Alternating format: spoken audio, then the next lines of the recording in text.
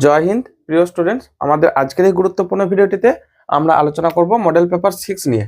অর্থাৎ 6 নম্বর তোমাদের যে মডেল পেপারটা সেমিস্টার 4 এর জন্য, যারা ক্লাস 12 এর জন্য অর্থাৎ দ্বাদশ শ্রেণীর এই বছর 2026 যারা পরীক্ষার্থী, ঠিক আছে, তাদের জন্য আমরা রায়মার্টিন যে কোশ্চেন ব্যাংকটা থেকে সেখান থেকে আমরা আলোচনা করব। আমাদের এই এসপিডি সমাধান চ্যানেলকে তার জন্য সাবস্ক্রাইব করে রাখতে ভুলবে না, পরবর্তী আমাদের এই ধরনের ভিডিওগুলো পাওয়ার জন্য। চলো তাহলে আমরা শুরু করি আমাদের মূল ভিডিওতে। আমাদের প্রথম যে কোশ্চেনটা দেওয়া রয়েছে, দেখো, আলোর কোন ঘটনার জন্য মাকড়সার জাল রঙিন দেখায়?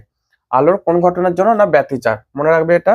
অর্থাৎ ব্যতিচার কেন হয় এরকমটা, যে ব্যতিচার বা ইন্টারফারেন্স, ঠিক আছে, ইন্টারফারেন্স। এখানে একটা কথা, যে মাকড়সার যে জালগুলো, ধরো এগুলো মাকড়সার জাল, ঠিক আছে, এই জালগুলো খুব সূক্ষ্ম হয়, খুব সরু হয়, এতটাই সরু যে প্রায় আলোর তরঙ্গ দৈর্ঘ্যে জাস্ট 1 গুণ কি 2 গুণ কি 3 গুণ এরকম মানের হয়ে থাকে, ঠিক আছে। যার ফলে এর উপর দিয়ে যখন লাইট পাস করে তখন সেই লাইটের একটা ব্যতিচার ঝালক তৈরি করে এবং বেশ চকচকে দেখায়। ওকে, এর জন্যই মাকড়সার জালকে রঙিন দেখায়, ঠিক আছে। নেক্সট, পরের কোশ্চেন এসো। 1 এর বি, যৌগিক অনুবীক্ষণ যন্ত্রের নলের দৈর্ঘ্য বাড়ালে বিবর্ধন বাড়বে না কমবে? দেখো, 1 এর বিটা বলেছে যে যৌগিক অনুবীক্ষণ যন্ত্রের যে এম এর রাশিমালাটা হয় সাধারণত, আমরা যদি ফোকাস করি আর কি, L D by FO into FE, ঠিক আছে, যেখানে এফওটা হচ্ছে অবজেক্টিভ লেন্স, মানে অভিলক্ষের ফোকাস দৈর্ঘ্য, অভিলক্ষের ফোকাস দৈর্ঘ্য।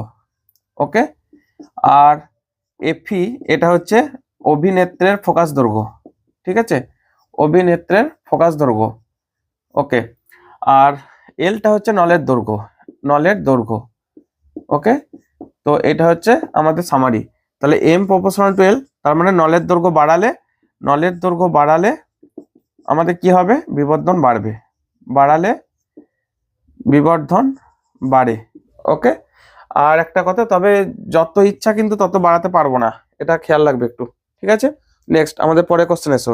এক ব্যক্তি উত্তল দর্পণের দিকে নির্দিষ্ট বেগে ছুটে যাচ্ছেন, তার প্রতিবিম্ব কোন অভিমুখে কত বেগে গতিশীল হবে?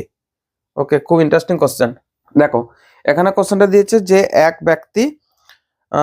ব্যক্তি উত্তল দর্পণের দিকে নির্দিষ্ট বেগে ছুটে যাচ্ছে। ধরো এটা হচ্ছে ব্যক্তি, মানে ও ফর অবজেক্ট বা ব্যক্তি, ঠিক আছে, তিনি এই ভি ও বেগে এই দিকে ছুটে যাচ্ছে। তো এখন আমরা দেখবো যে তাহলে ভি আই, আই মানে ইমেজ, ইমেজটা কোন দিকে, এই দিকে ছুটবে নাকি ওই দিকে ছুটবে, অর্থাৎ সেটা আমরা দেখবো, ঠিক আছে। এবং সেটা আগে ম্যাথমেটিক্যাল ক্যালকুলেশনটা আগে করবো। আমরা জানি যে উত্তল দর্পণ সর্বদা অসৎ বিম্ব পিছন দিকে এবং ছোট পাড়া প্রতিবিম্ব তৈরি করে, ঠিক আছে, যে কারণে এটা ফোকাসের মধ্যেই সাধারণত, অর্থাৎ মেরু আর ফোকাস, এটা ধরো ফোকাস বিন্দু, এই বিন্দুটা, ওকে, মেরু আর ফোকাসের মধ্যেই তার প্রতিবিম্ব গঠন করে। ওকে, এখন দেখো এটা হচ্ছে তার বস্তু দূরত্ব, অর্থাৎ অবজেক্টের যে মেরু ও থেকে এটা হচ্ছে বস্তু দূরত্ব, এটা হচ্ছে তার প্রতিবিম্ব দূরত্ব। এখন দর্পণ ফর্মুলা থেকে আমরা কি জানি? 1/v plus 1/u equal to 1/f, ঠিক আছে। এই টার্মটাকে আমরা টি এর সাপেক্ষে অবকলন করে পাই, টি এর সাপেক্ষে অবকলন করে পাই। দেখো, -1/v² ইন্টু ডিভি ডিটি, ঠিক আছে, -1/u² ডিইউ ডিটি। আর যেহেতু দর্পণটার একটা নির্দিষ্ট দেওয়া আছে, মানে দর্পণটা ফিক্সড, তাহলে তার ফোকাস দৈর্ঘ্য ফিক্সড, অর্থাৎ এটার ডেরিভেটিভ মানে এফ এর ডেরিভেটিভ, যেহেতু এটা কনস্ট্যান্ট রাশি, সেটা হচ্ছে 0। তাহলে এখান থেকে দেখো ডিভিডিটি মানে হচ্ছে, দেখো ডিভিডিটি এটা হচ্ছে ভি ইমেজ, মানে ইমেজের যে ভেলোসিটি, ডিভি এখানে যে ভিটা আছে এটা হচ্ছে ইমেজ দূরত্ব বা প্রতিবিম্ব দূরত্ব, আর ডিইউ ডিটি এটা হচ্ছে ভি অবজেক্ট, অর্থাৎ অবজেক্টের যে ভেলোসিটি, ঠিক আছে, বা বস্তুটার যে বেগ। তাহলে এটাকে লিখছি -1/v², ডিভিডিটি মানে কি বললাম? ভি ইমেজ, মাইনাস 1/u², ডিউডিটি কি বললাম? ভি অবজেক্ট, সমান 0। তাহলে এটাকে একটু ক্যালকুলেট করো, ভি ইমেজ বাই v² সমান ভি অবজেক্ট বাই u², বা এখান থেকে, আচ্ছা এখানে একটা মাইনাস থাকছে, ভি ইমেজ সমান মাইনাস এখান থেকে দেখো v² বাই u², ঠিক আছে, ইন্টু ভি অবজেক্ট। এখন এখান থেকে বোঝার চেষ্টা করো, বা এখান থেকে আমি একটু এইভাবে লিখছি, ভি ইমেজ সমান মাইনাস ভি বাই ইউ তার whole square into V object. এই ভি বাই ইউ মানেই তো হচ্ছে আমাদের এম, মানে বিবর্ধন। তাহলে এখান থেকে ভি ইমেজ সমান m², একটা মাইনাস আছে, ইন্টু ভি অবজেক্ট। এর মিনিংটা কি? অর্থাৎ উত্তল দর্পণ সর্বদা কিন্তু বস্তুর সাপেক্ষে ছোট প্রতিবিম্ব গঠন করে। ধরো এই সমান্তরাল রশ্মিটা, এটা যদি এফ আর এর ডবল ডিস্টেন্সে সি হয়, ঠিক আছে, এই এফ এর মধ্যে দিয়ে ডট ডট করে যদি পাস করানোর চেষ্টা করি, মানে এর উল্টো থেকে এইদিকে ব্যাক করে আসবো, অর্থাৎ রশ্মিটাকে এইদিকে ফিরবে, তো সেক্ষেত্রে মনে হবে যেন ফোকাস দিয়ে পাস করছে। আর যেটাই সি দিয়ে পাস করাবো, ধরো এই সি দিয়ে, অর্থাৎ এখানটা ডট ডট হবে। অ্যাকচুয়ালি খেয়াল করো, এই যে জায়গাটা মিট করছে না, তার মানে এই প্রতিবিম্বটা কিন্তু ছোট তৈরি করছে। আমি আর একটু ভালো করে মুছে এঁকে দিচ্ছি, তো এই যে প্রতিবিম্বটা ছোট তৈরি করছে, তাহলে এই বিবর্ধন সবসময় লেস দ্যান 1, অর্থাৎ এম লেস দ্যান 1। ওকে, মানে ছোট প্রতিবিম্ব ছোট হওয়ার জন্য 1 থেকে ছোট হয় বিবর্ধনের মান। তাহলে খেয়াল করো, তো এম যেহেতু লেস দ্যান 1, তাহলে ভিআই লেস দ্যান ভিও। এখান থেকে দেখো আমরা কনক্লুশন করতে পারি এইটা যেহেতু 1 থেকে ছোট, তাহলে ভি ইমেজ ভি অবজেক্টের থেকে ছোট, অর্থাৎ V image less than V object. এটা একটা কনক্লুশন, ঠিক আছে। আর 2 নম্বর হচ্ছে এই যে মাইনাস সাইন এসছে, তার মানে বস্তুর যেদিকে ছুটছে প্রতিবিম্ব তার উল্টো দিকে ছুটবে, অর্থাৎ বস্তুটা যেহেতু এই দিকে ছুটে চলেছে, তাহলে প্রতিবিম্ব এই দিকে মানে মেরুর দিকে ছুটে আসবে। বোঝা গেছে? নেগেটিভ সাইন বোঝাচ্ছে, নেগেটিভ সাইন বস্তু ও প্রতিবিম্ব পরস্পর বিপরীত মুখে ছুটছে। কোথায় লিখি আর, বস্তু ও প্রতিবিম্ব আমি ছোট করে এখানে ঘিঞ্জি করে দিচ্ছি একটু, প্রতিবিম্ব বিপরীতমুখী, ঠিক আছে, মানে বিপরীত মুখে ছুটছে। তাহলে এ যেহেতু ওই দিকে ছুটছে আয়নার দিকে, এও আয়নার মেরুর দিকে ছুটে আসবে। ক্লিয়ার? প্রতিবিম্ব দর্পণের মেরুর দিকে বস্তু অপেক্ষা কম বেগে, বস্তু অপেক্ষা কম বেগে, কেন এই বিবর্ধনটা কম এসছে, মানে V image less than V object, অর্থাৎ বস্তুর অপেক্ষা প্রতিবিম্বের বেগটা ছোট হবে, মানে কম হবে, ঠিক আছে। অর্থাৎ বস্তু অপেক্ষা স্লো গতিতে বা ধীর গতিতে আলোক মেরুর দিকে ছুটে আসবে, ঠিক আছে। এই হচ্ছে কাহিনী। 2 এর কোশ্চেনটা বলেছে I0 তীব্রতা সম্পন্ন একটি অসমবর্তিত আলোক রশ্মি এক জোড়া নিকল প্রিজমের উপর আপতিত হলো। প্রিজম দুটির অন্তর্বর্তী কোণ 30 ডিগ্রি হলে, আচ্ছা 30 ডিগ্রি হলে নির্গত আলো তীব্রতা কত হবে? তো আমাদের সেই মেলাসের সূত্র অ্যাপ্লাই করো। ধরো এটা একটা নিকল প্রিজম, ঠিক আছে। এই নিকল প্রিজমের মধ্যে একটা অসমবর্তিত আলো, অসমবর্তিত মানে এইভাবে দেখানো হয়, অর্থাৎ একটা করে অ্যারো চিহ্ন, মানে এই বরাবরও কাঁপছে, আবার এই বোর্ডের তল বরাবর এই বরাবরও কাঁপছে, তো যে কারণে এটা হচ্ছে ডট দিয়ে দেখানো হয়, ঠিক আছে। এখানে আসার পর একবার সমবর্তিত হয়ে যাবে, তার মানে এখানে শুধুমাত্র এইভাবে পাস করবে, ধরো ওকে, এইভাবে পাস করবে, তাহলে এইখানটাতে অলরেডি I0/2 হবে, অর্থাৎ এইখান থেকে যে লাইটটা আসছিল I0 তীব্রতা, এখানে একবার সমবর্তিত হচ্ছে, মানে এক ধার তার যে কম্পনটা কাট হয়ে যাচ্ছে, মানে এই বরাবর সে কাঁপছে, বাট এই বরাবর আর কাঁপতে পারছে না, ঠিক আছে। ওখানটা কাট হয়ে যাওয়ার জন্য ওখানে তীব্রতা অর্ধেক হয়ে যাবে। তারপর পরবর্তী যে নিকল প্রিজমটা আছে, ধরো এই আচ্ছা এই নিকল প্রিজমটা তো এইভাবে আছে ধরো, ঠিক আছে। তো এইটা 30 ডিগ্রি কোণে, মানে আগেরটার সাপেক্ষে এর যে অ্যাঙ্গেলটা এটা 30 ডিগ্রি কোণে আছে, তাহলে এখানে গিয়ে দাঁড়াবে I0 আচ্ছা এটাকে আমি I0/2 টাকে নাম দিচ্ছি I0 প্রাইম, তাহলে I0 prime into cos square theta, এই যে ফর্মুলা, অর্থাৎ I0 prime cos square theta, এটা হচ্ছে আমাদের আয়ের যে রাশিমালাটা আসবে। I0 প্রাইম মানে এখান থেকে I0টা হাফ হয়ে গেছে অলরেডি প্রথমেই, যেহেতু অসমবর্তিত একবার পাস করার পর হাফ হয়ে যায়, তাহলে এখান থেকে হবে I0/2 কস স্কয়ার 30 ডিগ্রি, এই দুটোর মধ্যবর্তী যে অ্যাঙ্গেল 30 ডিগ্রি, মানে এই বরাবর আছে একটু হেলে আছে, ঠিক আছে। তাহলে I0/2 কস 30 মান কত হয়, √3/2, √3/2 তার হোল স্কয়ার, তাহলে এটা আসবে I0/2 ইন্টু 3/4, এটা আসবে 3/8 I0, ঠিক আছে। তাহলে যেখান থেকে যে যেটা বেরোচ্ছে মানে লাইটটা বেরোচ্ছে তার যে তীব্রতা হবে 3/8 অফ I0। এটা অলরেডি আগের মডেল পেপারে কোনো একটাতে হয়েছিল, কোনো মানে খুবই সোজা কোশ্চেন। নেক্সট পরের কোশ্চেন এসো, গোলীয় দর্পণের ক্ষেত্রে অনুদৈর্ঘ্য বিবর্ধন ও রৈখিক বিবর্ধনের মধ্যে সম্পর্কটি প্রতিষ্ঠা করো। তো দেখো অনুদৈর্ঘ্য বিবর্ধন বলতে এই ও থেকে এ, এই যে বিন্দুটা এখান থেকে এটা, এর ধরো যেটা দৈর্ঘ্য আমি বলছি DU, ঠিক আছে, বস্তুটার দৈর্ঘ্য হচ্ছে DU, আর প্রতিবিম্বের যে দূরত্ব মানে প্রতিবিম্ব যেটার দৈর্ঘ্য হলো DV, এই DV/DU এটা কি বলা হয়, অনুদৈর্ঘ্য বা M ডবল প্রাইম দিয়ে নাম দেওয়া হয় অনুদৈর্ঘ্য বা অনুপ্রস্থ বিবর্ধন, অনুদৈর্ঘ্য বিবর্ধন, ঠিক আছে। তো এটা রাশিমালা কিভাবে আসবে তোমরা এখান থেকে বার করতে পারো। এই ও এ, এখান থেকে আমি একটু একটু করে লিখছি, দেখো এটা হচ্ছে ধরো E1, ঠিক আছে, আর এই বি বিন্দু মানে এই যে এই বিন্দুটা ধরো বি বিন্দু, এখান থেকে দূরত্ব এটা বললাম U2, ঠিক আছে, এখান থেকে এটা হচ্ছে U2।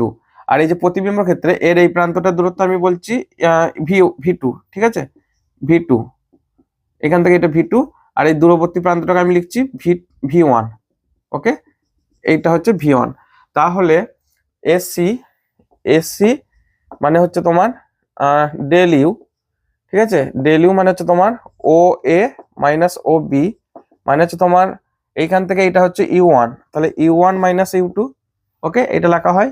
আর প্রতিবিম্বের যে দূরত্ব মানে দৈর্ঘ্য সেটা হবে দেখো ও বি মাইনাস ও এ, এটাকে লেখা হবে দেখো এবি, এবি মানে হচ্ছে দেখো ডেল ভি, ডেল ভি মানে আমরা লিখতে পারি এখান থেকে এতটা V1 মাইনাস V2, অর্থাৎ V1 মাইনাস V2, ঠিক আছে। তো অতএব M ডবল প্রাইম মানে হচ্ছে ডেল ভি, এটাকে আমি লিখছি এইভাবে ডেল ভি ডেল ইউ, ঠিক আছে। যখন ডেল ইউ টেন্স টু 0 মানে লিমিট নিয়ে নিচ্ছে আর কি, limit del U tends to 0, তখন ডেল ভি ডেল ইউটাকে লেখা হয় ডেল ভি ডেল ইউ, এটাকে লেখা হবে DV/DU। তো DV/DU এর মানটা বার করার জন্য এটাই আমাদের অনুপ্রস্থ বিবর্ধন বা অনুদৈর্ঘ্য বিবর্ধন বলা হয়। তো আমাদের যে দর্পণ ফর্মুলা 1/v + 1/u = 1/f, এটাকে ডেরিভেটিভ করে দাও, উইথ রেসপেক্ট টু আর নিজে নিজের সাপেক্ষে ডেরিভেটিভ আর কি। তাহলে এটা হবে -1/v² ইন্টু ডেল ভি, ঠিক আছে, ডিভি -1/u² ইন্টু ডিইউ সমান 0। আচ্ছা এখানটা একটু আড়াল করে দিই। তাহলে এখান থেকে দেখো ডিভি বাই ডিইউ সমান -v²/u² মানে -v/u তার হোল স্কয়ার। এই v/u মানে তো m রৈখিক বিবর্ধন, তাহলে -m²। অতএব m ডবল প্রাইম বা অনুদৈর্ঘ্য বিবর্ধন সমান -m²। এটাই হচ্ছে আমাদের অনুদৈর্ঘ্য বিবর্ধন আর রৈখিক বিবর্ধন, এদের মধ্যে যে সম্পর্ক স্কয়ার এবং নেগেটিভ থাকে, ঠিক আছে, এটা একটু খেয়াল রাখবে। ওকে, এটা অলরেডি সম্ভবত প্রথম বা তোমাদের যে শিক্ষা সংসদের যে পেজটা সেখানে হয়েছিল। ওকে, একটু গল্প করব এখন নয়, প্রথমে একটা সেকশন শেষ করি, তারপর কিছু কথা বলার আছে। ওকে, পরেরটা 3 একটি তরঙ্গমুখের উপর অবস্থিত দুটি বিন্দুর মধ্যে দশা পার্থক্য কত?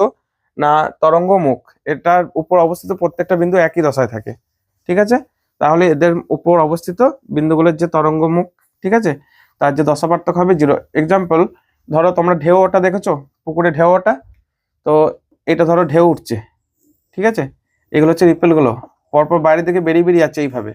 ওকে, এটা ধরো বাইরে থেকে বেরিয়ে যাচ্ছে এইদিকে, মানে ভিতরে কোথাও একটা ঢেলা বা একটা বস্তুকে ফেলে দিলে সেটা ঢেউ উঠে বাইরের দিকে বেরিয়ে যায় না। তো এই যে ধরো এই যে সার্কেলটা তৈরি করেছে, এই সার্কেলটা প্রত্যেকটা বিন্দু একই দশা, মানে যখন সবাই উঠবে উপর দিকে উঠবে, যখন নামবে নিচের দিকে, সবাই উঠবে নামবে। তোমরা তো ঢেউ খোলা দেখেছো যে পুকুরে বা নদীতে যে ঢেউ ওঠে এরকম করে ওঠানামা করে না, তো তেমনি যখন উঠবে এই প্রত্যেকটা বিন্দু একসাথে উপরে উঠবে, মানে এরা সবসময় একই দশাতে থাকবে। বাবা এই যে এই জায়গাগুলো ধরো আমি যেগুলো ডট দিচ্ছি, এই জায়গাগুলো ধরো মানে তরঙ্গ পাত তৈরি করছে, অর্থাৎ নেমে আছে, তো যখন নামবে তারা একসাথেই নামবে। ওকে, তাহলে এদের মধ্যে সমদশায় থাকার জন্য সমদশায় থাকে, মানে তরঙ্গ মুখের উপর প্রত্যেকটা বিন্দু, তরঙ্গ মুখের উপর প্রতিটি বিন্দু, ঠিক আছে, প্রতিটি বিন্দু, তাই এটা দশা পার্থক্য কি বলেছে জানো, দশা পার্থক্য 0, দশা পার্থক্য 0, ঠিক আছে। ওকে, নেক্সট পরের কোশ্চেন এসো। পরের কোশ্চেন 3 বলেছে যে নববীক্ষণের স্পষ্ট দর্শন ফোকাসিং এর ক্ষেত্রে বিবর্ধন ও অসীম দূরত্ব ফোকাসিং এর ক্ষেত্রে বিবর্ধনের অনুপাতটা নির্ণয় করো। f0 হচ্ছে অভিলক্ষের ফোকাস দৈর্ঘ্য, এপি হচ্ছে অভিনেত্রের ফোকাস দৈর্ঘ্য, ডি হচ্ছে চূড়ান্ত প্রতিবিম্ব দূরত্ব। এটা 3 এ ছিল, ঠিক আছে, 3 বিটা এখানে লিখছি। তো স্পষ্ট দর্শনের জন্য তোমরা এই মানগুলো একটু মুখস্থ রাখবে, বুঝলে তো, আর পরীক্ষাতে তোমাদেরকে ডেরিভেটিভ করতে দেবে না, জাস্ট মানগুলো থেকেই কোশ্চেন দেবে। এটা হয় 1 + FE/D, ঠিক আছে, ইন্টু FO/FE। FO মানে হচ্ছে অবজেক্টিভ লেন্সের যে ফোকাস দূরত্ব, ই মানে হচ্ছে আইপিস বা অভিনেত্রের যে ফোকাস দূরত্ব, আর অসীম দূরত্ব ফোকাসের জন্য এটা হচ্ছে স্পষ্ট দর্শনের মানে ফোকাসের জন্য, তখন এটা বিবর্ধন, আর অসীম দূরত্ব ফোকাসের জন্য এই টার্মটা ডিটাকে ইনফিনিটি ভেবে নাও। তাহলে M2 সমান 1 + FE, অসীম দূরত্ব বলেছে মানে এটা ইনফিনিটিভ, ইন্টু FO/FE, তাহলে এটা হবে FO/FE, ঠিক আছে। অতএব এই দুটো যে অনুপাত বার করতে বলেছে M1/M2, তাহলে এখান থেকে বসা 1 + FE/D into FO/FE divided by FO/FE, মানে আইপিস আর এটা অবজেক্টিভ লেন্স, তাহলে এটা হবে 1 + FE/D, এটা অ্যান্সার, ঠিক আছে। একটু ভালো করে নেবে, এটা যা সূত্রটা থেকে কোশ্চেন দিয়েছে, আর কিছু দেয়নি। ওকে, নেক্সট পরের কোশ্চেন এসো। 3 অথবা বলেছে যে এন্ডোস্কোপিতে আলোর কোন নীতিতে কাজ লাগানো হয়? আলোর যে অভ্যন্তরীণ পূর্ণ প্রতিফলন, ঠিক আছে, এইটা এন্ডোস্কোপিতে কাজে লাগানো হয়। এন্ডোস্কোপি অর্থাৎ আমাদের পেটের ভিতরে কোনো আলসার বা কোনো ঘা বা কোনো পেটের ভিতরে কোনো ইনফেকশন হয়েছে কিনা সেটা দেখার জন্য মুখের ভিতরে একটা নল প্রথমে প্রবেশ করানো হয়, ঠিক আছে, সেটার মধ্যে দিয়ে আলোকবাহী তন্তু বা অপটিক্যাল ফাইবারটাকে ভিতরে প্রবেশ করানো হয়। আর অপটিক্যাল ফাইবার তোমরা জানো যে অভ্যন্তরীণ পূর্ণ প্রতিফলনের নীতিতে কাজ করে, ঠিক আছে, সেটা নিয়ে অন্য মডেল কোশ্চেন আমরা আলোচনা করেছি, তাই এখানে অপটিক্যাল ফাইবার নিয়ে আর কিছু বলছি না। তো তারপর ওখানে গিয়ে ওখান থেকে যে সিগন্যাল গুলো পাঠাবে, ওখানে যে ছবিটা ক্যামেরার সাহায্যে ক্যাপচার করবে, সেই ছবিটা ওই অপটিক্যাল ফাইবারের মধ্যে দিয়ে হয়ে আমাদের বাইরের যে স্ক্রিনে পাঠাবে, সেখান থেকে ডক্টরটা দেখে এবং সেখানটা দেখে তারা ট্রিটমেন্ট করতে পারে, ঠিক আছে। নেক্সট পরের কোশ্চেন আছে কি, গোলীয় দর্পণে অনুবন্ধী ফোকাস যুগল কি? গোলীয় দর্পণে অনুবন্ধী ফোকাস যুগল, এটা একটু ভাষাতেই বলে দিচ্ছি, বি অথবা বি, এটা মনে এ ছিল, যে ফোকাস যুগল অনুবন্ধী ফোকাস যুগল মানে হচ্ছে একটা ফোকাসে বস্তু রাখলে অন্য ফোকাসে তার প্রতিবিম্ব তৈরি হবে, অথবা প্রথম ফোকাসটায় মানে প্রথমটা যদি বস্তু রাখি তো দ্বিতীয় ফোকাসে প্রতিবিম্ব তৈরি হবে, অথবা দ্বিতীয়টাতে যদি বস্তু রাখি তাহলে প্রথমটাতে তার প্রতিবিম্ব তৈরি হবে, এটা হচ্ছে অনুবন্ধী ফোকাস যুগল, ঠিক আছে। এগুলো ছবি এঁকে দেখানোর কিছু নেই, জাস্ট 1 নম্বর করে দিয়েছে। ওকে, যদি বেশি নাম্বার দিত অবশ্যই খাটুনি দরকার ছিল। পরের কোশ্চেনটা বলেছে নীল আলোর প্রভাবে যে ধাতু থেকে ফটো ইলেকট্রন নির্গত হয়, লাল আলোর প্রভাবে তা থেকে ইলেকট্রন নির্গত নাও হতে পারে, ব্যাখ্যা করো। অবশ্যই। আচ্ছা, এটা 4 দাগ কোশ্চেনের পর বলছি যে আমরা কি জানি লাল আলোর তরঙ্গ দৈর্ঘ্য বেশি নীল আলোর তুলনায়, ঠিক আছে। তাহলে এখান থেকে লিখতে পারি আমরা 1/λr লেস দ্যান 1/λb, তাই তো। তাহলে এখান থেকে উভয় দিকে CH গুণ করো, CH/λr লেস দ্যান CH/λb। তার মানে কি দাঁড়াচ্ছে, এটা হচ্ছে CH/λ, এটা হচ্ছে লাল আলোর যে শক্তি, তাহলে ER লেস দ্যান EB। এখন যদি এমন হয় যে ER যদি হয়ে যায় আর কি, ER less than W0 less than EB, মানে হচ্ছে ধাতুটার যে কার্য অপেক্ষক তার অপেক্ষা যদি লাল আলোর যে শক্তি সেটা কম কিন্তু নীল আলোর শক্তি বেশি, তখন কিন্তু নীল আলো এখান থেকে ফটো ইলেকট্রন নির্গত করতে পারবে, কিন্তু লাল আলো পারবে না, কারণ লাল আলোর এনার্জি কম আছে, ঠিক আছে। তো এই যে কন্ডিশন, এই কন্ডিশনেতে তখন লাল আলো পারবে না কিন্তু নীল আলো পারবে, মনে থাকবে। এই হচ্ছে আমাদের ছোট করে, তোমরা একটু ভাষাতে লিখবে, আমরা একটু এক্সপ্রেশন ধরে বললাম। ওকে, সমান শক্তি বিশিষ্ট একটি m ভরে ইলেকট্রন ও একটি ফোটনের শক্তি E1, ইলেকট্রন ও ফোটনের ডি ব্রগলি তরঙ্গদৈর্ঘ্য অনুপাত কত হবে? m ভরে ইলেকট্রন, একটি ফোটনের শক্তি E1। তো m ভরে ইলেকট্রনের জন্য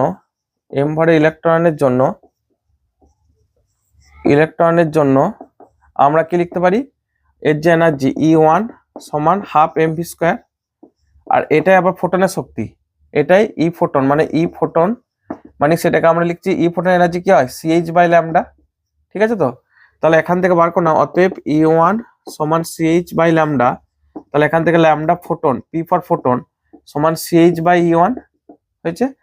আর ইলেকট্রনের ক্ষেত্রে অতএব ইলেকট্রনের জন্য আমরা লিখতে পাচ্ছি যে ইলেকট্রনের জন্য ল্যামডা E মানে ডি ব্রগলি তরঙ্গ দৈর্ঘ্য H/P মানে H/mv, ঠিক আছে। mv মানে হচ্ছে H/mv মানে √2me, তোমরা জানো এটা 2m E1।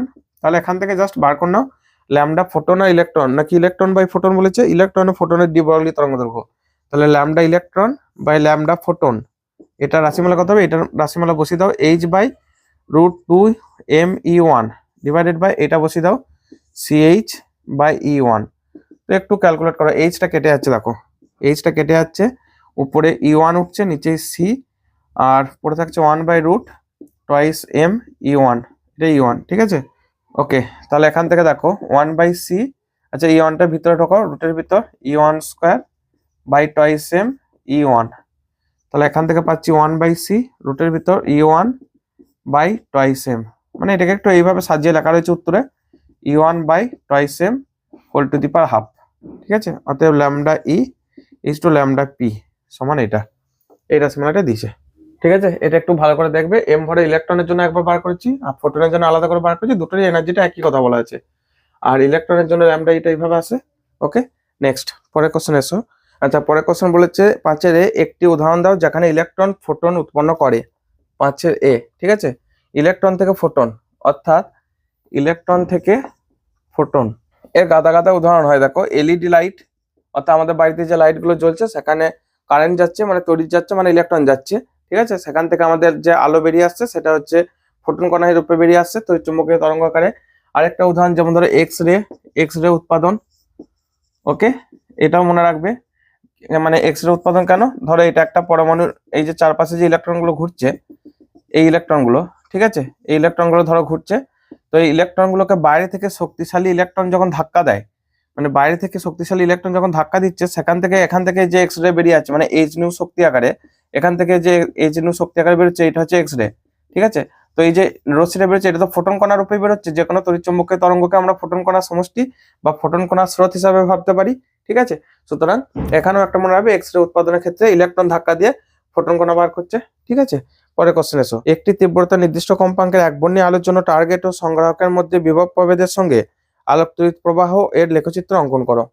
আচ্ছা, এটা এখানে এঁকে দিচ্ছি নির্দিষ্ট তীব্রতার, তাহলে এইখানটা যদি আমরা I versus V graph plot করি, এটা বি এর দাগ, ঠিক আছে, এই বরাবর V, এই বরাবর I, মনে রাখবে তীব্রতা একই আছে মানে নিবৃত্তি বিভব একই থাকবে, গ্রাফটা এইভাবে উঠবে কিন্তু, ঠিক আছে। এটা তো এটা হচ্ছে I1, আচ্ছা এখানে তীব্রতা I1 I2 কন্টিনিউয়াস হয়ে যাচ্ছে আর কি, মানে সম্পৃক্ত হয়ে যাচ্ছে। আচ্ছা, এটা আমি মুছে দিই একটু ছবিটা, এইখান থেকে গ্রাফটা সম্পৃক্ত হয়ে যাচ্ছে, ঠিক আছে, এটাকে যদি পিছনে বাড়ানো হয় একটা নির্দিষ্ট পয়েন্টে এসে মিট করবে এই জায়গাটা। তো এটা হচ্ছে তীব্রতা। এটা ধরো আমি বললাম I1 I2 I3। তো I1 তীব্রতা বেশি, I2 থেকে I3 থেকে আরো বেশি, মানে যত বেশি তীব্রতা কারেন্টটা তত বাড়ছে। আর এইখানে যেখানে মিট করছে এটা হচ্ছে V0, অর্থাৎ নিবৃত্তি বিভব। ঠিক আছে, নিবৃত্তি বিভব। ব্যাস এটাই গ্রাফ। ভালো করে একটু করবে, এগুলো জাস্ট সোজা আর কি। ঠিক আছে, পরে কোশ্চেন হচ্ছে, এই পেজটা না খুব একটা বড় কোশ্চেন নয়, খুব ছোট ছোট কোশ্চেন, তাড়াতাড়ি দেখবে শেষ হবে। ইভেন যে টোটাল ভিডিওর যে ডিউরেশনটা তোমরা দেখবে হয়তো 1.5 ঘন্টা থেকেও কম হবে, কারণ অন্যান্য ভিডিওগুলো 2 ঘন্টাতেও চলে যায়, 1 ঘন্টা 45 মিনিটে থেকে যায় আমি দেখেছি, কিন্তু এটা অতটাও যাবে না। আচ্ছা, তারপর বলেছে ফটো ইলেকট্রন উৎপন্ন হবে কিনা তা আলোক উৎসের কম্পাঙ্ক নির্ধারণ করলেও প্রাবল্য দ্বারা নির্ধারিত হয় না কেন? ওকে, এখানে বলে রাখি আমাদের যে আলোক তড়িৎক্রিয়া যে সমীকরণটা মনে আছে তো, আইনস্টাইনের আলোক তড়িৎ সমীকরণটা, এটা কত আছে অথবা আচ্ছা অর যে এইচ নিউ সমান ই ম্যাক্স, ঠিক আছে, প্লাস W0, মানে কোনো একটা ধাতব পাতের উপর লাইট এসে পড়ছে, তার যে এনার্জি এইচ নিউ, ঠিক আছে, সেখানে আগে ওভারকাম করবে কাকে, মানে এইটা ধরো একটা ধাতব পাত, ঠিক আছে, এখান থেকে লাইট এসে পড়ছে এইচ নিউ কম্পাঙ্কের। ওকে, এইচ নিউ, তো এর মধ্যে একটা পার্ট ব্যয় হবে W0টাকে ওভারকাম করতে, মানে ন্যূনতম যে একটা এনার্জি লাগে যেটা ধাতব বিশ্ব থেকে না হলে ইলেকট্রন বার করতে পারে না, কারণ ইলেকট্রনগুলো নিজস্ব পোটেনশিয়ালের মাধ্যমে ওখানে একটা স্থিতিশক্তি হিসাবে নিজেরা স্টোর হয়ে থাকে, মানে একটা সুস্থিতি অবস্থায় থাকে যে কোনো ধাতব পাত্রের মধ্যে, এবং ইলেকট্রনগুলো যে নিউক্লিয়াসের সাথে আকর্ষণ বলের মাধ্যমে যুক্ত থাকে, নিউক্লিয় বল। ঠিক আছে, তারপর বাকি যে পার্টটা সে এখানে ইলেকট্রনের ম্যাক্সিমাম গতিশক্তি আকারে বেরিয়ে আসবে। ওকে, তাহলে দেখো এখান থেকে, তো যদি এই যে এইচ নিউটা যদি গ্রেটার দ্যান নিউ জিরো, মানে থ্রেশহোল্ড ফ্রিকোয়েন্সি বলা হয় বা প্রারম্ভ কম্পাঙ্ক, ঠিক আছে, প্রারম্ভ কম্পাঙ্ক, আচ্ছা এটাকে বলা হয় থ্রেশহোল্ড ফ্রিকোয়েন্সি। ওকে, তো সেক্ষেত্রে সে অবশ্যই ইলেকট্রন বার করতে পারবে, W0টাকে ওভারকাম করতে পারবে। কিন্তু প্রাবল্য মানে হচ্ছে যদি প্রাবল্যটা বেশি হয় তাহলে একক সময় ইলেকট্রনের যে সংখ্যাটা বেরোবে, বাট সংখ্যাটা মানে ইলেকট্রন যখন বেরোতে শুরু করে দিচ্ছে, ধরো 1 সেকেন্ডের মধ্যে 100টা বেরোচ্ছিল, সেটা তো 150টা বা 200টা বেরোবে, ঠিক আছে, কিন্তু সেটা গতি বেশি কিছু বাড়বে না, অর্থাৎ গতিশক্তি বেশি বাড়বে না। গতিশক্তি যদি না বাড়ে সেক্ষেত্রে কিন্তু সেটা মানে সে যদি সাফিসিয়েন্ট এনার্জি না পায়, ইম্যাক্স যদি সাফিসিয়েন্ট না পায়, তাহলে কিন্তু নাও বেরোতে পারে। যদি বেরিয়ে যায় তাহলে তীব্রতা বাড়লে সেক্ষেত্রে কিন্তু ইলেকট্রন সংখ্যাটা বাড়বে নির্দিষ্ট সময়, ঠিক আছে, মনে রাখবে। ওকে, পরে কোশ্চেন, অর্থাৎ তোমরা বলবে এইভাবে যে আইনস্টাইনের আলোক তড়িৎ সমীকরণ থেকে আমরা পাই যেহেতু ইলেকট্রন নির্গমন এটা একটা কোয়ান্টাম ঘটনা, ঠিক আছে, তো সেক্ষেত্রে যেহেতু কোয়ান্টাম ঘটনা, তাহলে new greater than new zero, মানে থ্রেশহোল্ড ফ্রিকোয়েন্সি বা প্রারম্ভ কম্পাঙ্ক থেকে যদি যে আপতিত আলো তার তরঙ্গ দৈর্ঘ্য যদি তার কম্পাঙ্ক যদি থ্রেশহোল্ড ফ্রিকোয়েন্সি থেকে বেশি হয়, তবেই সেটা সাফিসিয়েন্ট এনার্জি তা থাকবে এবং যেটা তার যে কার্য অপেক্ষককে ওভারকাম করতে পারবে, তারপর ইলেকট্রন বার করার চান্স থাকে।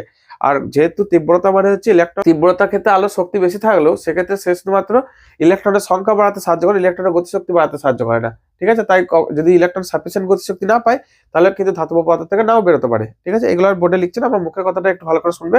ওকে, নেক্সট পরে কোশ্চেন। তো তোমাদের মেনি থ্যাঙ্কস, আমাকে একদম পাগল করে দিচ্ছ স্যার, কবে ভিডিও আসবে কবে, ভিডিও দিতে পারছিলাম না, কিছুদিন তো শরীর খারাপে পড়েছিলাম, এবং সেই শরীর খারাপের কাহিনীটা আমি অলরেডি 11 ভিডিওতে বলেছি, ওইটারই ক্লিপটা তোমাদেরকে এখানে তুলে এনে দিচ্ছি, তোমরা চাইলে দেখো, না চাইলে ওটা স্কিপ করেও যেতে পারো, ঠিক আছে, সময় নষ্ট করো না, জাস্ট শুনলে মানে ভালো লাগলে শুনবে। ওকে, তো সেখানে আমি বলছি সব। আর একটা ঘটনা হচ্ছে, দিন 2 আগে আমাদের রেজাল্ট বেরোলো, এসএসসির যে ইন্টারভিউ লিস্ট অফ ভেরিফিকেশনের জন্য বার করেছে, সেখানে জেনারেল লিস্টেই দেখলাম নাম এসছে, দেখে ভালো লাগছে যে যদিও আমার ওবিসি এ ক্যাটাগরি রয়েছে, তো ওবিসি এ ক্যাটাগরি ঢোকেনি, তার আগেই মানে নাম্বারটা সাফিসিয়েন্ট ছিল, যে কারণে জেনারেল লিস্টে নাম এসছে, এবং সেটার জন্য আমার একটু হুড়োহুড়ি পড়েছে এক প্রকার, মানে তাড়াহুড়ো লাগতে শুরু হয়েছে আর কি। এতদিন আমি ওইটা অতটা গুরুত্ব দিইনি, যে আগে নাম এলে তারপর ভাববো, এখন অত ভাবিনি আর কি, যদিও আমি মানে আশাবাদী ছিলাম যে হ্যাঁ নাম আসবে। যাই হোক, এরপর ওইটা ডকুমেন্টস গুলো আমাকে রেডি করতে হচ্ছে, ছোটাছুটি বিভিন্ন জায়গায় বিভিন্ন কিছু কালেকশন করতে হচ্ছে, নিজের প্রিপারেশনের ব্যাপার রয়েছে, যে কারণে ভিডিওটা আরো ডিলে হয়ে যাচ্ছিল। কিন্তু দেখলাম যে না, সপ্তাহে একটা করে অন্তত, তোমরা রিকোয়েস্ট করছো স্যার উইকলি একটা করে ভিডিও অন্তত দিন, তো আমি সেটা অবশ্যই জানুয়ারি 15 তারিখ পর্যন্ত মেনটেন করে যাবো, সপ্তাহে একটা অবশ্যই ভিডিও আসবে, ঠিক আছে। জানুয়ারি 15 থেকে ফেব্রুয়ারির 15 পর্যন্ত, মানে তোমাদের 17 ফেব্রুয়ারি পরীক্ষা, ওর মধ্যে বাকি ভিডিওগুলো সব কমপ্লিট করে দেবো, এটা কথা দিচ্ছি, ঠিক আছে। এই ছিল কাহিনী।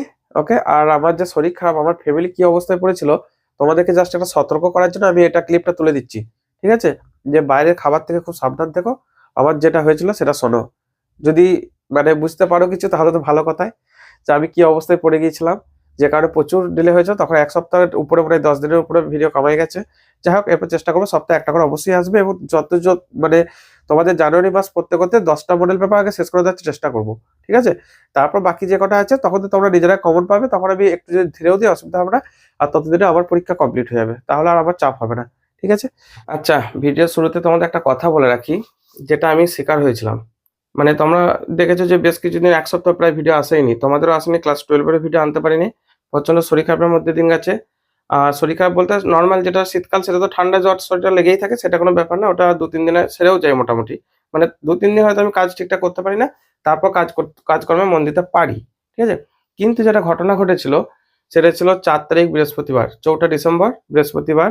আমার মানে সেই দিন খাওয়া দাওয়া, বাইরে খাওয়া দাওয়া হয়ে গেছিল, বিরিয়ানি, চিকেন রোল, পিঠা, মোমো। পিঠা মোমোটা বাড়িতে বানিয়েছিল।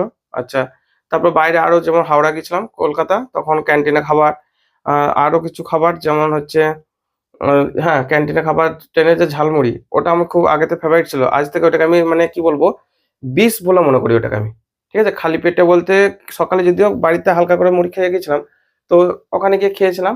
তো এই সমস্ত বাইরে খাবার খাওয়ার ফলে যেটা আমার হয়েছিল, ভাইরাল, এই যে আমি একটু লিখে দিচ্ছি এখানে, তোমরা যেন কেউ এটা অ্যাটাক হও না, ভাইরাল গ্যাস্ট্রো এন্টাইটিস, ঠিক আছে? হয়তো বানানটা একটু ভুল থাকতে পারে, ভাইরাল গ্যাস্ট্রো এন্টাইটিস। যারা তোমরা সকলেই সায়েন্স স্টুডেন্ট, বায়োলজিটা যারা একটু ভালো করে জানো মোটামুটি পরিচিত থাকবে। এটা এমন এক প্রকার ভাইরাস ঘটিত রোগ, মানে ছোঁয়াচে রোগ, যেটাকে তোমরা বার্ড ফ্লু, সোয়ান ফ্লু নাম শুনেছো, সেরকমই হচ্ছে এটা স্টোমাক ফ্লু। এই কথাটা আমি অলরেডি 11 ভিডিওতে তোমাদেরকে বলছি, আবার 12 ভিডিওতে আমি রিপিট করব, ঠিক আছে? শুধু তোমাদেরকে সতর্ক করার জন্য।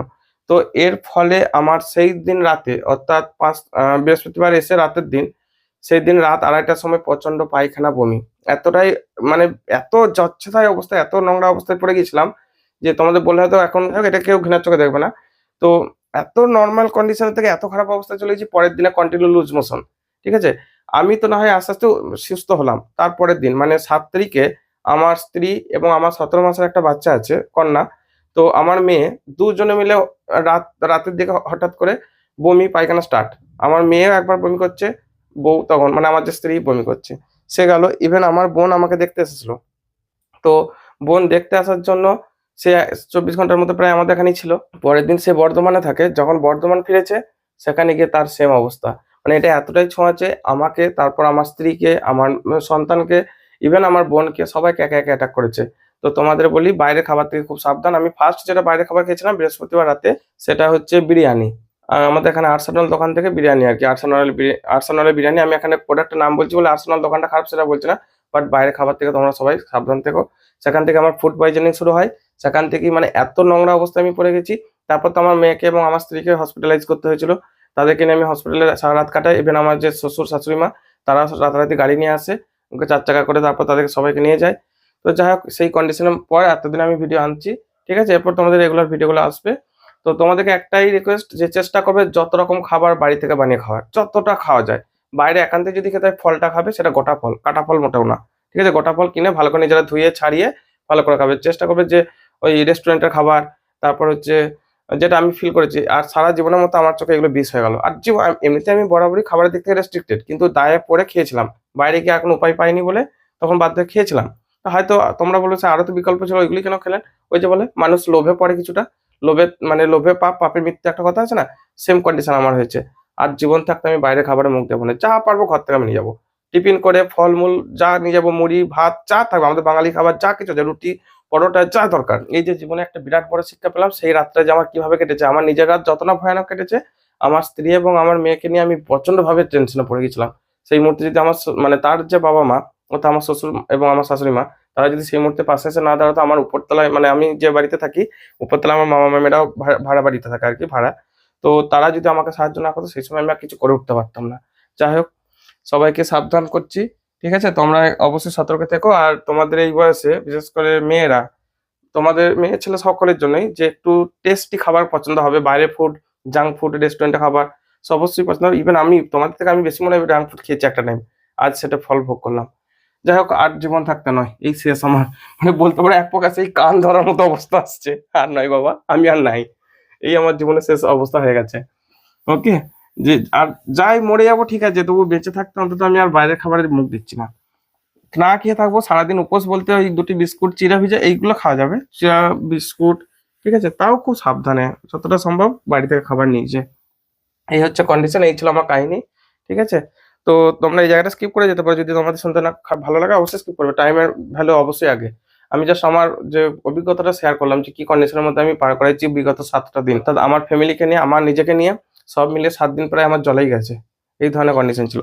6 কোশ্চেনে বলেছে একটি পাতলা লেন্সে আলোর প্রতিসরণের ক্ষেত্রে দেখাও যে 1/f সমান mu minus 1, 1/r1 minus 1/r2, যেখানে ব্যবহৃত চিহ্নগুলি প্রচলিত অর্থ বহন করে।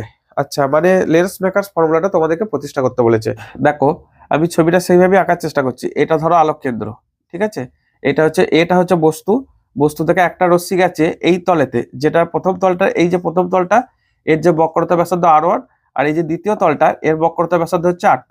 ওকে, মানে এইটা একটা গোলীয় তলের অংশ, ঠিক আছে, এই দ্বিতীয় তলটা, তো তার যে সেন্টার থেকে তার যে দূরত্ব সেটা হচ্ছে তার বক্রতা ব্যাসার্ধ। ওকে, একইভাবে এই যে প্রথম তলটা, এই আমরা বাঁ দিক থেকে ডান দিকে সবকিছু ছবি আঁকবো, তাই বাঁ দিক থেকে ডান দিকে, মানে আমরা তো পড়াশোনা করি, লেখাপড়া করি সবই বাঁ দিক থেকে ডান দিকে, তো বাঁ দিকে ফার্স্ট যে তলটা পাচ্ছি এটা হচ্ছে 1 নম্বর তল, এর যে বক্রতা ব্যাসার্ধ r1, এটা ধরো একটা গোলকের এরকম অংশ, ঠিক আছে, সেন্টার থেকে মানে সেন্টার অফ কার্ভেচার থেকে তাকে জয়েন করলে যেটা পাবো সেটা হচ্ছে তার বক্রতা ব্যাসার্ধ। ওকে, তো এখন দেখো এই তলটা যদি না থাকতো আমরা গাউসের সূত্র অ্যাপ্লাই করবো, তখন কিন্তু রশ্মিটা মানে আলোক রশ্মিটা এই সোজা, দেখো আমি কিন্তু বাঁকাচ্ছি, এই সোজা একদম ডট ডট করে গিয়ে এইখানে পড়তো, বোঝাতে পেরেছি, মানে এটা হচ্ছে ধরো বি বিন্দু, কিন্তু এই দ্বিতীয় তলাতে আবার একবার প্রতিসরণ হয়েছে, তার জন্য ফাইনাল যে প্রতিবিম্বটা এইখানে গিয়ে পড়েছে, ধরো এটা হচ্ছে ডি বিন্দু।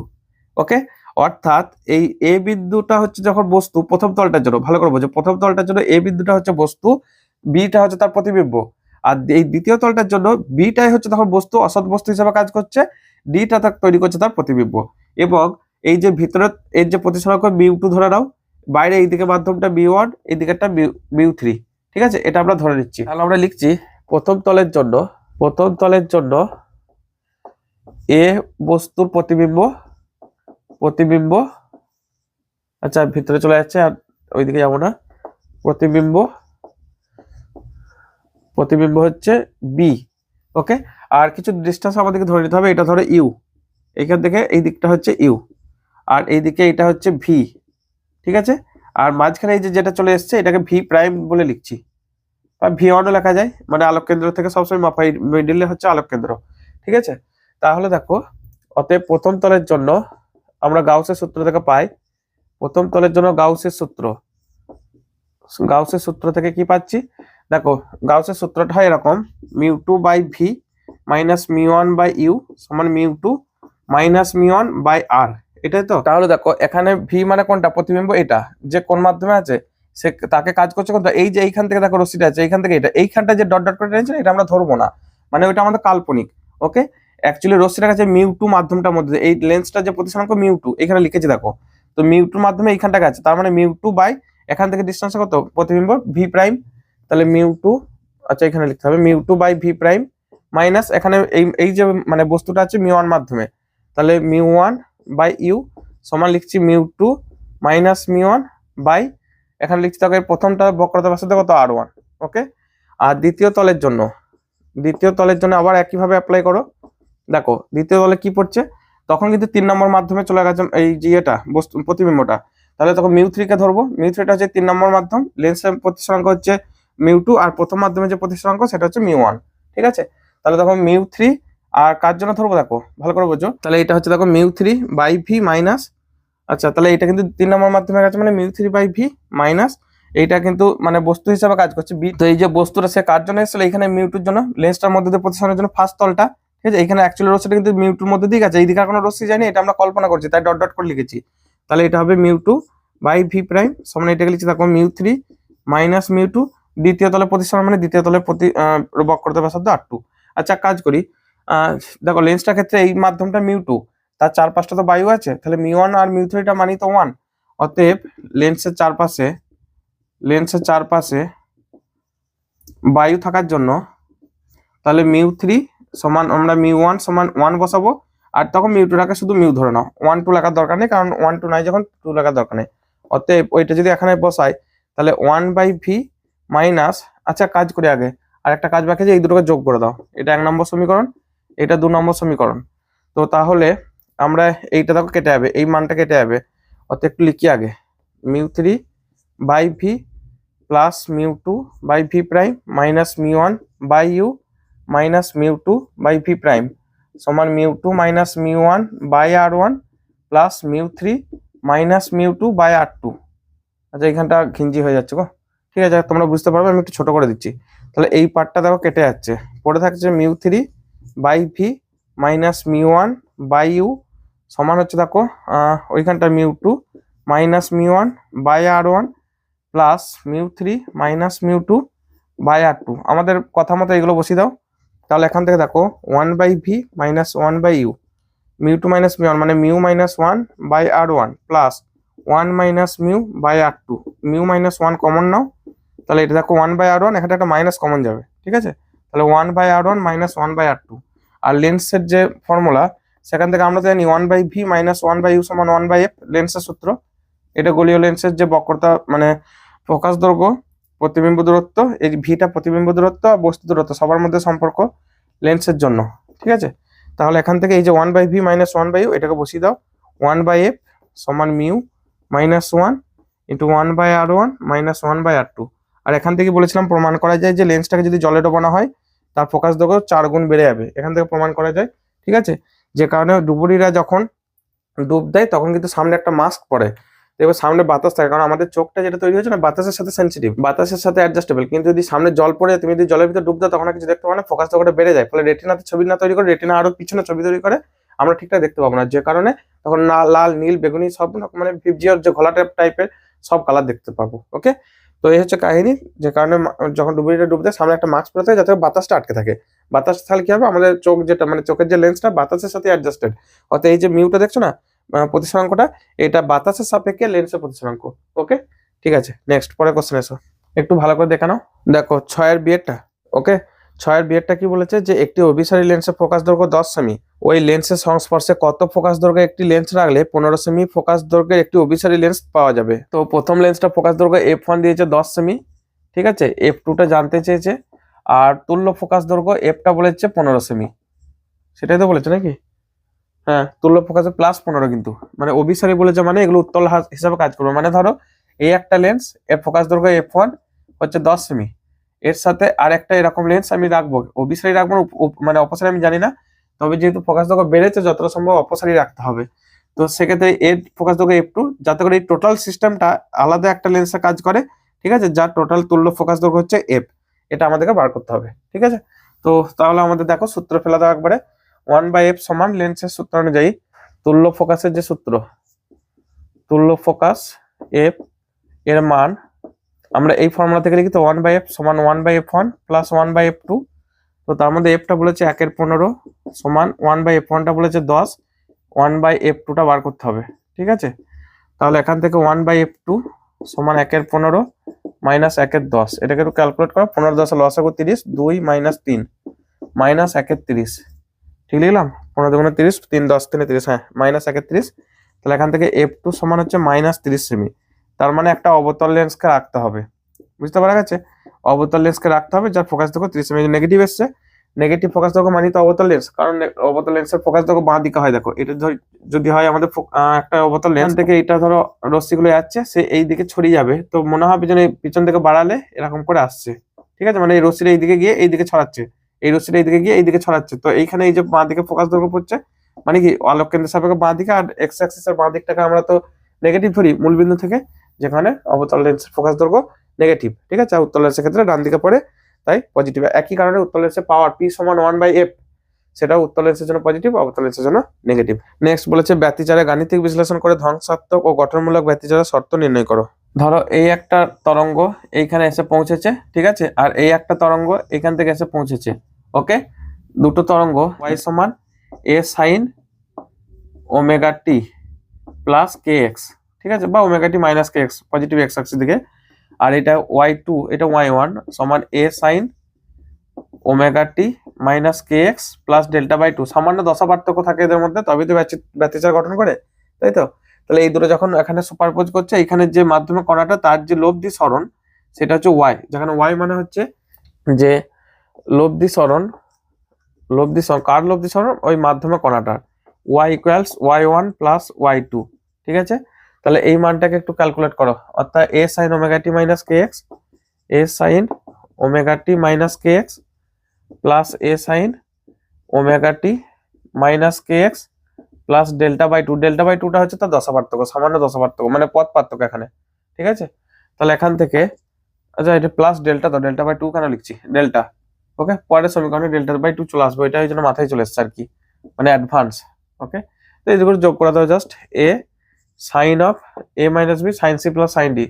তাহলে সাইন অফ এটার যোগফল omega T minus K X plus delta plus omega T minus K X by 2 into cos of এইটা মাইনাস এটা, তাহলে cos of omega T minus K X plus delta by two minus omega T plus K X. ঠিক আছে, এই পুরোটা আচ্ছা delta by পুরোটার by 2। Okay ওকে, তাহলে এটা দেখো এ sine omega T minus K x, এটা দুবার যোগ হয়ে 2 দিয়ে ভাগ হয়ে যাচ্ছে, প্লাস ডেল্টা/2 কস, এখান থেকে দেখো এগুলো সব কেটে যাচ্ছে, ডেল্টা/2। ঠিক আছে, তো এখান থেকে আমরা লিখতে পারি এ কস, আচ্ছা এখানে ডেল্টা দিয়ে আমরা কি বলছি বলতো, ডেল্টা অ্যাকচুয়ালি ফাইটা বোঝানো হচ্ছে। ঠিক আছে, একটু নোটেশনটা ভুল লেখা হয়ে গেছে, ডেল্টা দিয়ে ফাইকে বোঝাচ্ছে। তাহলে এখানে একটু আমরা সমাধানটা করে নিই, A cos 5/2 sine of omega T minus K X plus 5/2। ঠিক আছে, এইটা বোঝাচ্ছি।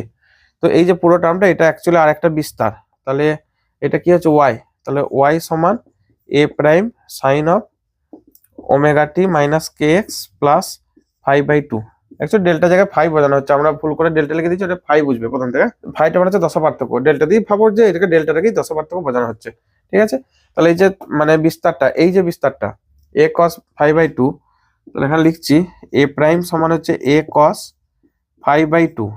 তাহলে আমরা কি জানি ফাই সমান, এটাকে লিখছি এ কস, দেখো 2π/λ, ফাইটাকে আমরা কিভাবে লিখবো 2π/λ ইন্টু 2π/λ ইন্টু মানে পথ পার্থক্য, তো ধরো ডেল্টা/2। ওকে, তাহলে এটাকে লিখছি এ কস, দেখো পাই ডেল্টা/λ, এইটাকে একটু মাথায় রাখো। এই যে টার্মটা, এই টার্মটা যদি মানে কসের মানগুলো যদি ইয়ে হয় আর কি, এটা কখন ম্যাক্সিমাম হবে, এ প্রাইমের মানটা কখন ম্যাক্সিমাম হচ্ছে, কসটা যখন ম্যাক্সিমাম, কখন কস ম্যাক্সিমাম হয়, এই পুরো টার্মটা যখন পায়ের কি হয় π/2, মানে আমি লিখছি এটাকে একটু এখানে মুছে দিচ্ছি। অর্থাৎ গঠনমূলক ব্যতিচারের জন্য, গঠনমূলক ব্যতিচার,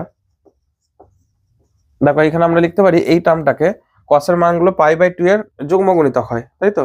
তাহলে এই জায়গাটা লিখছি পাই এটাকে ডেল্টাটাকে এইভাবে লিখছি, দেখো পাই ডেল্টা/λ সমান 2n ইন্টু π/2, π/2 এইটা হয় আর কি, 2n ইন্টু π/2। ভালো করে বোঝো, এটা π/2 এর যখন যুগ্ম গুণিতক তখন কিন্তু কসের মান ম্যাক্সিমাম হয়, হতে পারে উপর দিকে ম্যাক্সিমাম নাহলে নিচের দিকে ম্যাক্সিমাম। ঠিক আছে, তাহলে এইখান থেকে আমরা লিখতে পারি ডেল্টা সমান, দেখো একটু কাটাকুটি করছি, পাইটা কেটে যাচ্ছে, 2 কেটে যাচ্ছে, n ল্যামডা। এটা হচ্ছে গঠনমূলক ব্যতিচারের শর্ত, গঠনমূলক ব্যতিচারের শর্ত।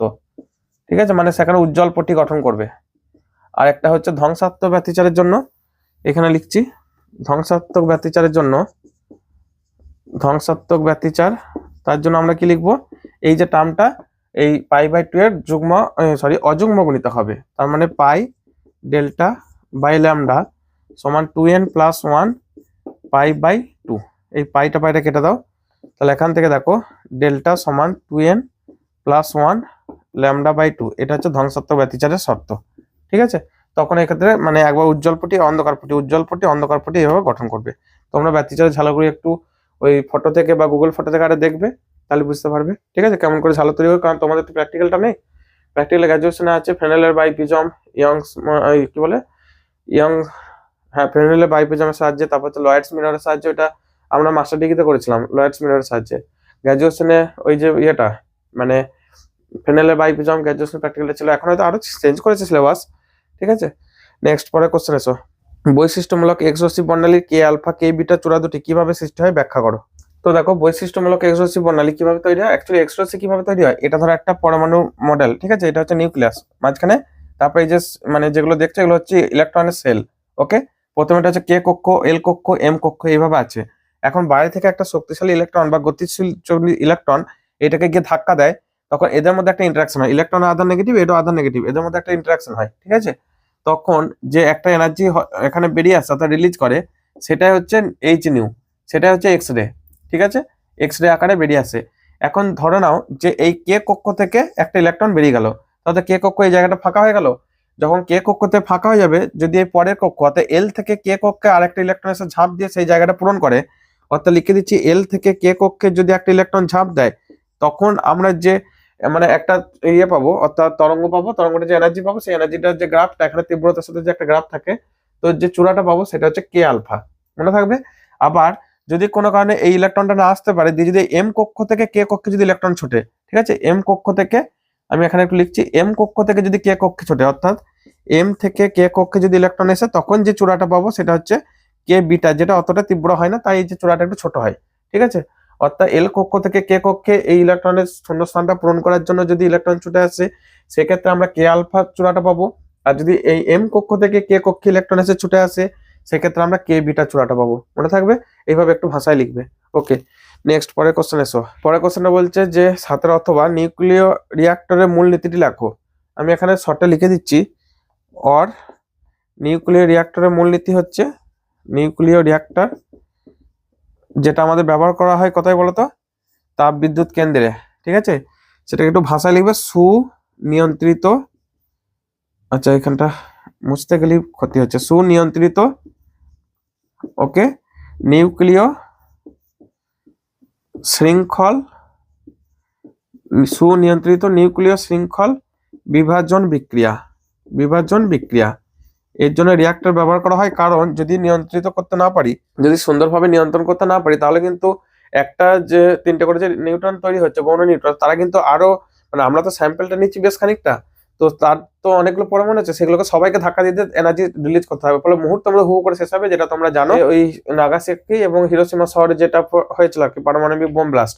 ওকে, তো সেই ঘটনাটা যাতে না হয়। ওকে, তো আরেকটা কথা যে সুনিয়ন্ত্রিত নিউক্লিয়ার শৃঙ্খল বিভাজন বিক্রিয়া, আর চেন রিয়াকশন হয় ওটা, তার মধ্যে যে নিউট্রনগুলো যে ছুটে গিয়ে ধাক্কা দেবে একটা নির্দিষ্ট গতিবেগের যাক এবং নির্দিষ্ট পরিমাণে যাক, তার জন্য ক্যাডমিয়াম দণ্ড মডারেটর হিসাবে, ক্যাডমিয়াম দণ্ড, তারপর হচ্ছে ভারী জল, এগুলো ইউজ করা হয় যাতে করে তাদের মানে মোশনটা অর্থাৎ গতিবেগটাকে কমিয়ে দেওয়া যায়। আবার যদি বোরন বোরন দণ্ড বা গ্রাফাইট দণ্ড এগুলোকে ব্যবহার করা হয়, যদি বেশি পরিমাণে ইলেকট্রন চলে যায়, খানিকগুলোকে যেন ওরা শোষণ করে নেয়, ঠিক আছে, যাতে করে মোটামুটি আমাদের যতটুকু দরকার এনার্জি সেই পরিমাণে ইলেকট্রন, বারবার কেন ইলেকট্রন আসছে, মানে সেই পরিমাণে নিউট্রন গিয়ে যাতে ধাক্কা দেয়।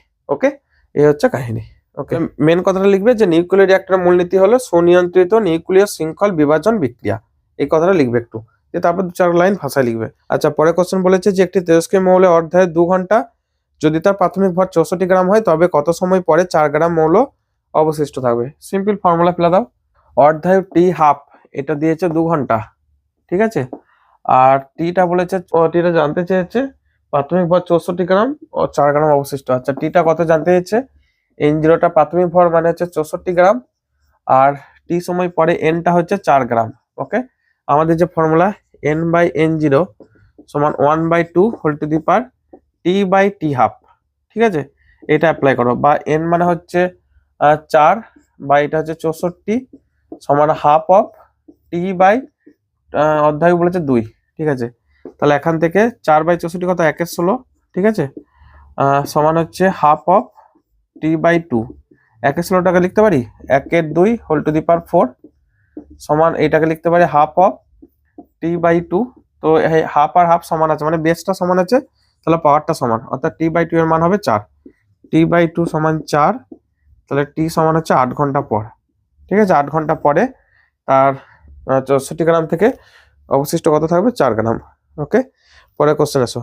আচ্ছা, পরে কোশ্চেন কি দিয়েছে, একটি তেজস্ক্রিয়, এটা হলো তো, হাইড্রোজেন বর্ণালী লাইমান শ্রেণীর প্রথম রেখার তরঙ্গ দৈর্ঘ্য x অ্যাংস্ট্রম হলে বামার শ্রেণীর দ্বিতীয় রেখার তরঙ্গ দৈর্ঘ্য কত?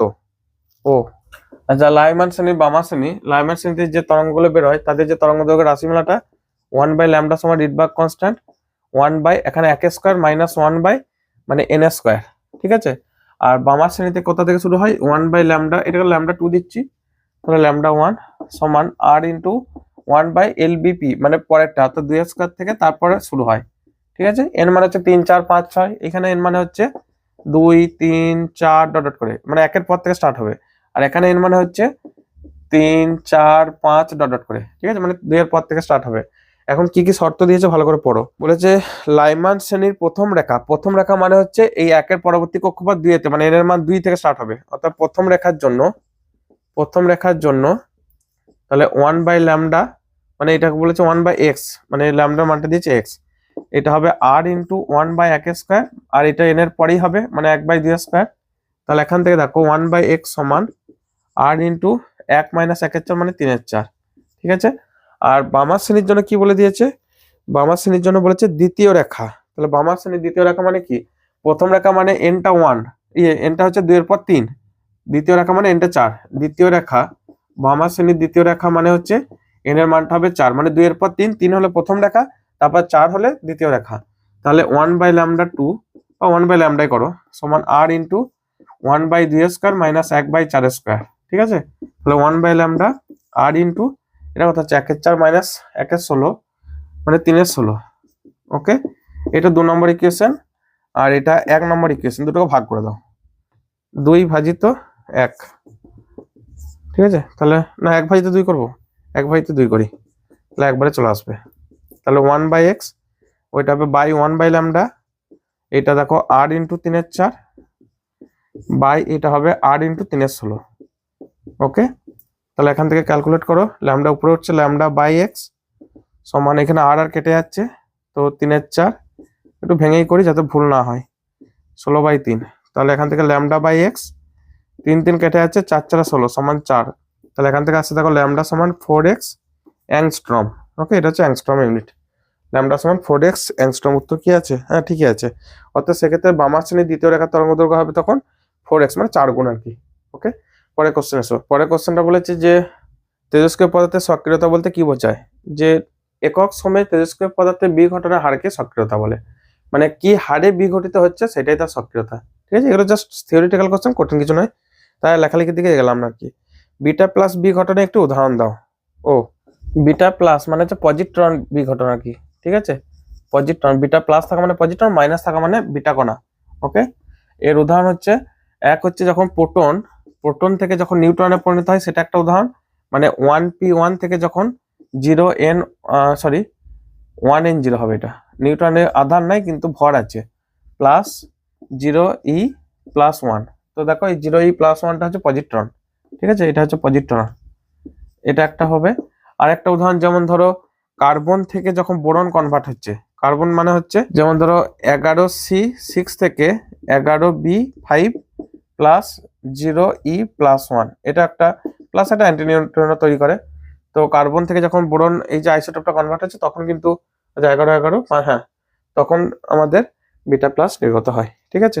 নেক্সট পরের কোশ্চেন এসো। একজোড়া নিউক্লিয়নের পারস্পরিক ব্যবধানের অপেক্ষক হিসাবে ওদের স্থিতিশক্তি পরিবর্তনের লেখচিত্র অঙ্কন করো এবং লেখচিত্রের বিকর্ষণ ও আকর্ষণ বলে এলাকা চিহ্নিত করো। ভেরি ভেরি ইম্পর্টেন্ট একটা কোশ্চেন, এই প্রথম এসছে আর কি, এর আগে মডেল পেপারগুলোতে আসেনি, যেটা তো আমাদের যে পরমাণু নিউক্লিয়াস ওই চ্যাপ্টার থেকে কোশ্চেনটা দিয়েছে, ঠিক আছে। প্রথমে কিছু কথা বলে দিই।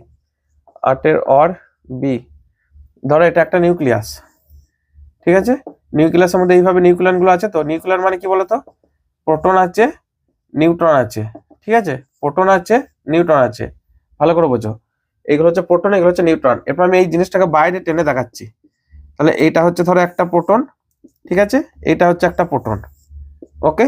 এই যে প্রোটনের সেন্টার থেকে প্রোটনের সেন্টার এইখান থেকে যে ডিস্টেন্সটা এটা হচ্ছে r0, বোঝাতে পেরেছি? বা আমি আরেকটু অন্যভাবে বলছি, যে নিউক্লিয়াসের মধ্যে যে নিউক্লিয়ন গুলো রয়েছে মানে প্রোটন আর নিউট্রন, ধরো এটা একটা নিউট্রন আর এটাও একটা নিউট্রন, এরে ঠেকলো না যে, তাহলে একটু ভালো করে এঁকে নি। তো এইটা একটা নিউট্রন, ঠিক আছে। নিউট্রনের সেন্টার থেকে এই নিউট্রনের সেন্টার একটা অ্যাকচুয়ালি মানে নিউক্লিয়াসের মধ্যে তারা জমাটবদ্ধ ভাবে আছে। তো এই সেন্টার থেকে এই সেন্টারের যে ডিস্টেন্স এটাকে আমরা নিউক্লিয়নের ব্যাসার্ধ বলবো, সেটাকে আমরা r0 হিসাবে ধরবো, ওকে। না ভুল বললাম, এটা 2r0 বলবো, মানে এইখান থেকে এটা যে ইয়েটা সেটা হচ্ছে 2r0, ঠিক আছে। যেটার মান হয় 2r0 মানে হচ্ছে 2 × 1.2 ফার্মি ইন্টু 10⁻⁻15 মিটার, ঠিক আছে, এই অর্ডারে। এখন আমরা যদি এরপর গ্রাফটা প্লট করি, এরা কিন্তু এর বেশি মানে এর চাইতে কম আর স্পিড কাছে আসতে পারবে না, তাহলে তো অ্যাকচুয়ালি নিউট্রন দুটো একে অপরের সাথে জমাট বন্ধ হয়ে যাবে, তাহলে তো মানে নিউক্লিয়াসের স্ট্রাকচারটাই নষ্ট হয়ে যাবে, সেটা আসতে পারবে না। মানে তখন হচ্ছে স্ট্রং বিকর্ষণ ফোর্স কাজ করে, আর যখন এর থেকে একটু বাইরে থাকে তখন স্ট্রং আকর্ষণ ফোর্স, কিন্তু যদি অতিরিক্ত বাইরে থাকে তখন কিন্তু মানে বলটা 0, ঠিক আছে। এখানে আমরা প্লট করছি, দেখো এইটা আর এইখানে গ্রাফটা প্লট করি, এইদিকে আর কে প্লট করছি, এটা আর, এটা হচ্ছে স্মৃতিশক্তি মানে ইউ। ঠিক আছে, প্রথমে গ্রাফটা এই সোজা এইভাবে সুন্দর করে নেমে যায়, ধর এখানটা একটু সুন্দর লুপ আছে, এইভাবে নেমে গিয়ে এই জায়গাটাতে আস্তে আস্তে করে উঠতে থাকে। এবং দেখো স্মৃতিশক্তিরা এই যে এলাকাটা, এই যে মানটা, এটা হচ্ছে আর এর মান হচ্ছে প্রায় 0.7 থেকে বা 0.75 ফার্মি, ঠিক আছে, বা 0.8 ফার্মি। তো এই এলাকার ভিতরে এটা বিকর্ষণ বল হিসাবে কাজ করে, বোঝাতে পেরেছি? অর্থাৎ তখন নিউক্লিয়াসের যে নিউক্লিয়ান গুলো একে অপরের কাছে, মানে এই নিউক্লিয়াসটা, নিউক্লিয়ান গুলো একে অপরের এর বেশি আর স্পিডে আসতে পারে না, কাছে আর আসতে পারে না, তাহলে কিন্তু নষ্ট হয়ে যাবে স্ট্রাকচারটা। তো এইখানটা হচ্ছে বিকর্ষণ বল, বিকর্ষণ বল, ঠিক আছে। আর এরপর এই জায়গাটা গিয়ে স্থিতিশক্তি সর্বনিম্ন হয়ে যায়। এই যে রাশিমালাটা, এইটা প্রায় হয় এলাকাটা, ঠিক আছে, এই দিকটা, এই দিকটাতে পুরো বিকর্ষণ বল কাজ করে, এটা হচ্ছে বিকর্ষণ বল, যদি অলরেডি একবার লিখেছি। আর এই জায়গাটা স্থিতিশক্তি সর্বনিম্ন, স্থিতিশক্তি সর্বনিম্ন হওয়ার মানেটা কি? স্থিতিশক্তি সর্বনিম্ন মানে সে স্টেবল অবস্থায় আছে, মানে তার যে বাইন্ডিং ফোর্সটা সব থেকে জোরালো আছে, সব থেকে শক্তিশালী আছে। অর্থাৎ এফ এর সাথে ইউ এর সম্পর্ক হচ্ছে এফ সমান মাইনাস ডি ইউ ডিএক্স। তাহলে বোঝো যে ইউ যেখানে, মানে ইউ এর যে গ্রেডিয়েন্টটা যেখানে নেগেটিভ এবং সর্বনিম্ন হবে, এফটা সেখানে সর্বনিম্ন। আর যেখানে এটা নেগেটিভ এবং সর্বোচ্চ, এখানে সেটা সর্বোচ্চ। গ্রেডিয়েন্ট মানে হচ্ছে এই যে নুয়ে পড়েছে এই জায়গাটা এসে সে মিনিমাম মানে গেছে, মানে এফ এর মানটা হচ্ছে ম্যাক্সিমাম, ঠিক আছে। তখন ফোর্সটা ম্যাক্সিমাম কাজ করছে এবং এইখানটা হচ্ছে আকর্ষণ বল ভালোভাবে কাজ করছে।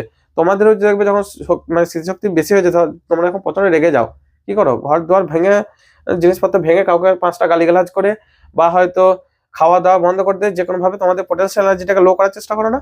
তো এই হচ্ছে সেরকমই কাহিনী আর কি। এখানে পটেনশিয়াল এনার্জিটা সব থেকে ছোট, তাহলে এই জায়গা পর্যন্ত হচ্ছে বিকর্ষণ বল, এই জায়গা থেকে হচ্ছে আকর্ষণ বল। অ্যাকচুয়াল বিকর্ষণ বলটা কাজ করে যে জায়গাটা, সেটা হচ্ছে এই গ্রাফটা, আমি এখানটার পর মুছে দিই, বলা হয়ে গেছে আমার। এই জায়গাটা মানে আমি একটু মুছি, এই জায়গাটা যে এই যে মানটা দেখছো, এইখান থেকে নেগেটিভ হতে শুরু করছে না, স্মৃতিশক্তি নেগেটিভ হওয়া মানে এখানে আকর্ষণ, ঠিক আছে। এই এলাকাটা হচ্ছে আকর্ষণ। এরপর আবার দেখো আকর্ষণ বলটা খুব দ্রুত কমছে, এইদিকে হয়ে দেখো আর এর কাছে চলে আসছে, মানে কি আর এর জিরোর মান চলে আসছে, ফলে এইখানে আকর্ষণ বলটা, স্মৃতিশক্তিটা খুব দ্রুত কমে যাওয়ার মানে হচ্ছে যে আকর্ষণ বলটা এইখানটা অ্যাকচুয়াল কম হচ্ছে, এইটা নেগেটিভ এলাকা, তো এই নিচের দিকে তো ইউটা নেগেটিভ, আর এই জায়গাটা আবার পজিটিভের দিকে আছে, আর এর দিকে টেন্স করছে, মানে হচ্ছে এটা তো মূল বিন্দু, তাই না, 0,0, তো জিরোর দিকে টেন্স করছে, মানে এইখানটাতে খুব দ্রুত আবার আকর্ষণ বিকর্ষণ বল সবই কমে যাচ্ছে। যে কারণে নিউক্লিয়ার বল হচ্ছে একটা শর্ট রেঞ্জ ফোর্স, যেটা মানে 10⁻⁻15 মিটার পর আর সেরকম কাজ করে না, ঠিক আছে, কিন্তু তার ভিতরে আবার খুব শক্তিশালী।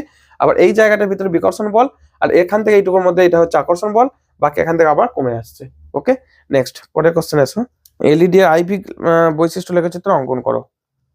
আচ্ছা, এটাও এখানে রেখে দিচ্ছি, 9-এর এ, এটা ধরো আই, এটা ভি, এই বরাবর ভি, এই বরাবর আই। সম্মুখ ব্যাসে খুব দ্রুত আস্তে আস্তে কারেন্টটা বাড়তে হুস করে বাড়তে থাকে, আর বিপরীত ব্যাসে একটুখানি কারেন্টটা ফ্লো করে দিয়ে আর বাড়ে না, ঠিক আছে, এই এই এলাকা পর্যন্ত। এইখানে হলে ব্রেকডাউন, মানে এই জায়গাটা যখন নেমে যায় সেটা হচ্ছে ব্রেকডাউন, সেটা তোমাদের দেখানোর দরকার নেই, কারণ এখানে জেনারেল ডায়েট তো বলেনি, তোমরা এইটুকু পর্যন্ত আঁকবে, মানে এখানটা অল্প কারেন্ট দেখাবো, অর্থাৎ আই অক্ষ থেকে অল্প নামবে, আর এই জায়গাটা খুব দ্রুত কম বাড়তে এখানটা খুব বেড়ে যাবে আর কি, এখানটা আস্তে আস্তে বাড়ছে দিয়ে খুব বেড়ে যাচ্ছে, এটা গ্রাফটা। ওকে, নেক্সট কোশ্চেন। একমুখী কারক হিসাবে জার্মেনিয়ামের তুলনায় সিলিকনের কিছু সুবিধা। কোথায় লিখি, আমি এখানেই লিখবো, মানে জায়গা বি। এক হচ্ছে স্টেবিলিটি, ঠিক আছে, আমি এটা একটু স্ক্রিনে দিয়েও দিচ্ছি যে সিলিকনের স্টেবিলিটি অনেক ভালো। 2 হচ্ছে থার্মাল এফিসিয়েন্সি, মানে যে তাপীয় যে ক্ষমতা, তাপীয় সহ্য ক্ষমতা, যে অতিরিক্ত হিট হয়ে গেলেও সে কিন্তু নষ্ট হয়ে যায় না সিলিকনটা, যে কারণে ভালো সহ্য করতে পারে। 3 নাম্বার হচ্ছে যেমন ধরো বিপরীতমুখী প্রবাহ কম, অর্থাৎ বিপরীত বায়াসে প্রবাহ কম, ঠিক আছে, প্রবাহ কম এর মানে কি, যখন একমুখী কারক হিসাবে এটাকে ব্যবহার করব, তখন বিপরীত দিকে যদি কারেন্ট লিক না করে, যেমন তুমি ভাবো যে তুমি সাইকেলে ভালভ টিউবটা পাম্প হচ্ছে, ঠিক আছে, যেদিকে পাম্প ভরছো তার উল্টো দিকে সেও হালকা করে পাম্প বার করছে, তাহলে কি তোমার সেই ভালভ টিউবটা ভালো লাগবে? মানে লিক করে যদি ভালো লাগবে না। অর্থাৎ তুমি পাম্প ভরছো ঠিকই, কিন্তু উল্টো দিকে সে কোনো পাম্প বার করবে না, বোঝা যাচ্ছে, মানে হাওয়াটা বার করবে না ভালভ টিউবের ক্ষেত্রে। তেমনি একমুখী কারকের ডায়োডের ক্ষেত্রেও তাই, একদিকে কারেন্ট যাচ্ছে কিন্তু উল্টো দিকে কারেন্ট বেশি ফ্লো করতে দেবে না, সেটা সিলিকনের ক্ষেত্রে বেশি সুবিধা, জার্মেনিয়ামের ক্ষেত্রে একটু কারেন্ট ফ্লো করে, ঠিক আছে। এটা সিলিকনের ক্ষেত্রে ব্যান্ড গ্যাপ টাটা বেশি হয়, প্রায় 1.1 ইলেকট্রন ভোল্ট এরকম কাছাকাছি, ফলে বেশি কারেন্ট ফ্লো করতে দেয় না। ওকে, অর্থাৎ এটাকে ভালো ব্যবহার করেছে এই কয়েকটা।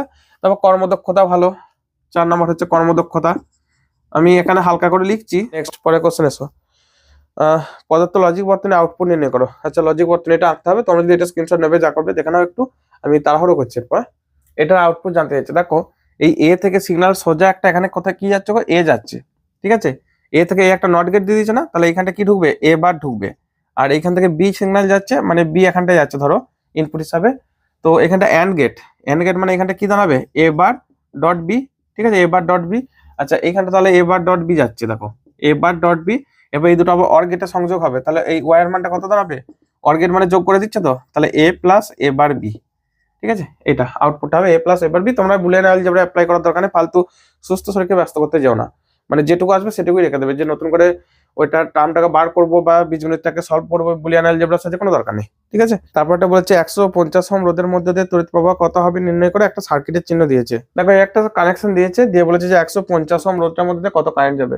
তো দেখো তো এই যে প্লাস প্রান্তটা ব্যাটারিটা, এটা প্লাস এটা মাইনাস, তো প্লাস প্রান্তটা দেখো এইখানে এই ডাটটা ডি টু দেখো বিপরীত ব্যাস আছে, কারণ এই যে নেগেটিভ প্রান্ত এটা তো এন প্রান্ত, এটা পি প্রান্ত, এই দিকটা পি প্রান্ত, এটা এন প্রান্ত। তো এন যখন পজিটিভের সাথে যুক্ত থাকে সেটা তো বিপরীত ব্যাস, তাহলে লিখে দাও ডি টুটা হচ্ছে বিপরীত বায়াস, তার মানে কি দাঁড়াচ্ছে, বিপরীত বায়াস, ঠিক আছে।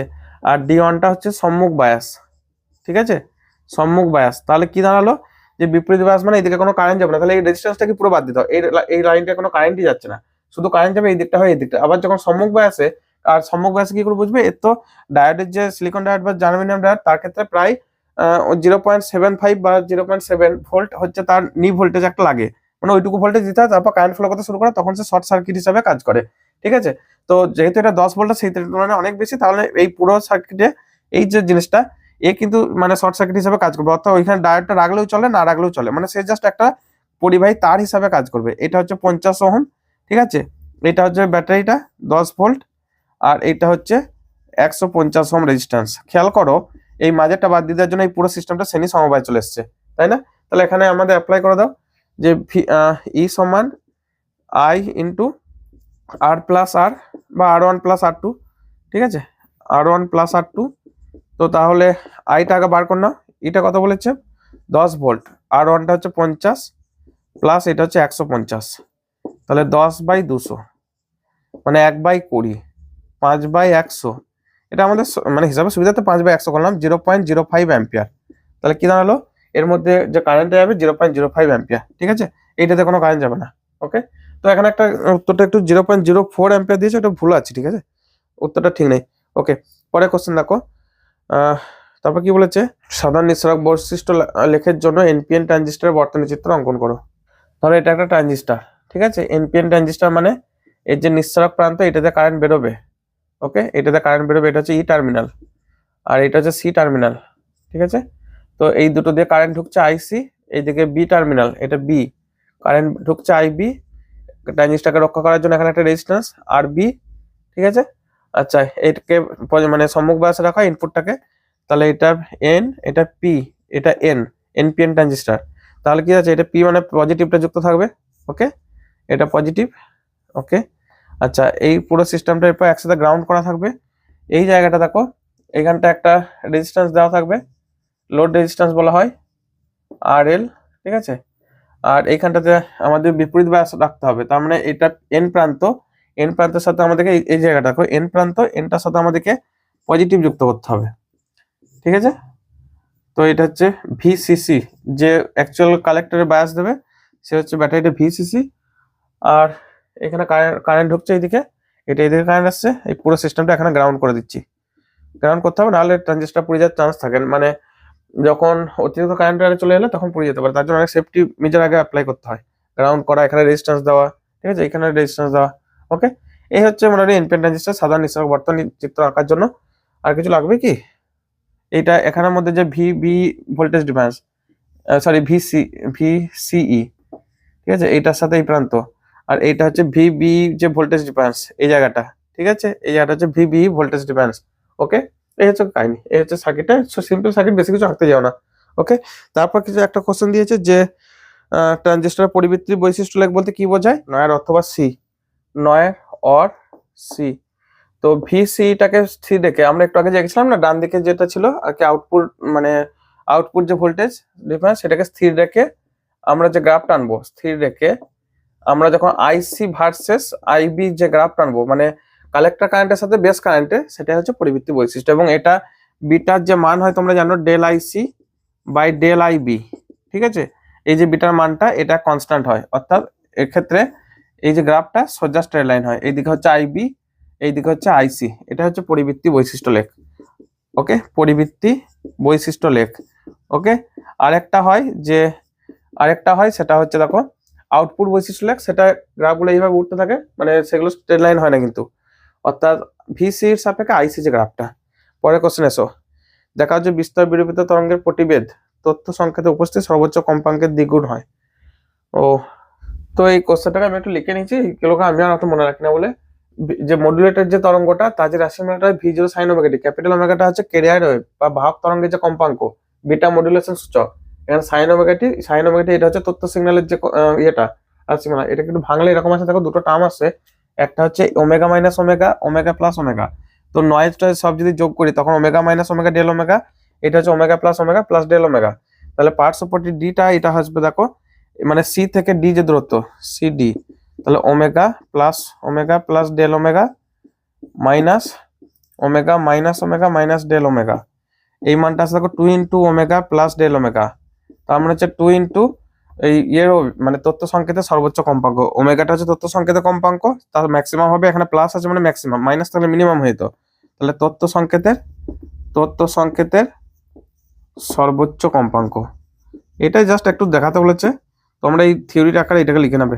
আমি এটা তো মানে মনে রাখি না বলে একটু লিখে দিয়ে দিচ্ছিলাম, ঠিক আছে। পরে কোশ্চেন, মডুলেশন সূচকের গুরুত্ব, খুব ভালো কোশ্চেন। এই যে বিটার তথ্য থেকে আমরা অনেক কিছু জানতে পারি, 1 2 3, ঠিক আছে।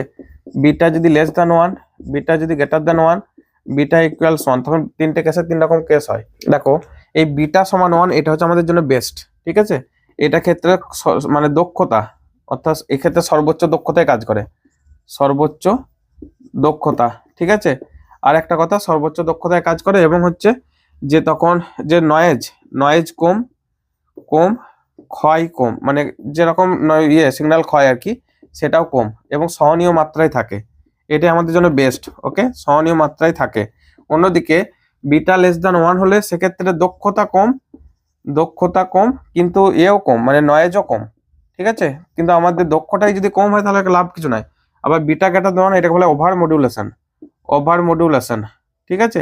সাউন্ড প্রচন্ড বাজছে, বাইরে বিয়ে বাড়িতে মাইক বাজছে, তো জানি না গান আসছে কিনা, গান যদি আবার রেকর্ড হয়ে যায় তাহলে আবার কপিরাইট স্ট্রাইক পড়ে যেতে পারে, তখন আমার আবার চাপ হয়ে যাবে।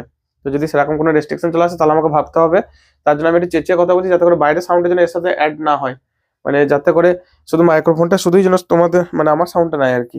আচ্ছা, beta greater than 1 over modulation, সেক্ষেত্রে মানে দক্ষতা হাই, ঠিক আছে, কিন্তু যেটা সমস্যা দক্ষতা উচ্চ, বাট এখানে নয়েজটাও মারাত্মক, ঠিক আছে, নয়েজ মারাত্মক, আমি এইভাবে লিখে দিলাম, তোমরা একটু ভালো করে নেবে, নয়েজটা মারাত্মক। ওকে, ভালো করে বুঝবে। তাহলে বেস্ট আমাদের অপশন হচ্ছে বিটাটা যদি 1-এ আসে, ওকে, কিংবা বিটা লেস দ্যান 1-ই রাখতে হয় বেশিরভাগ ক্ষেত্রে, মানে সবসময় 1-এ পাওয়া যায় না, তখন লেস দ্যান 1-এ করতে হয় আর কি। পরে কোশ্চেন, 10 গিগাহার্জ কম্পাঙ্কের বাহক তরঙ্গকে একটি রেডিও সঞ্চার পরিষেবায় ব্যবহার করা হলে এর 10% সঞ্চার কাজে লাগে।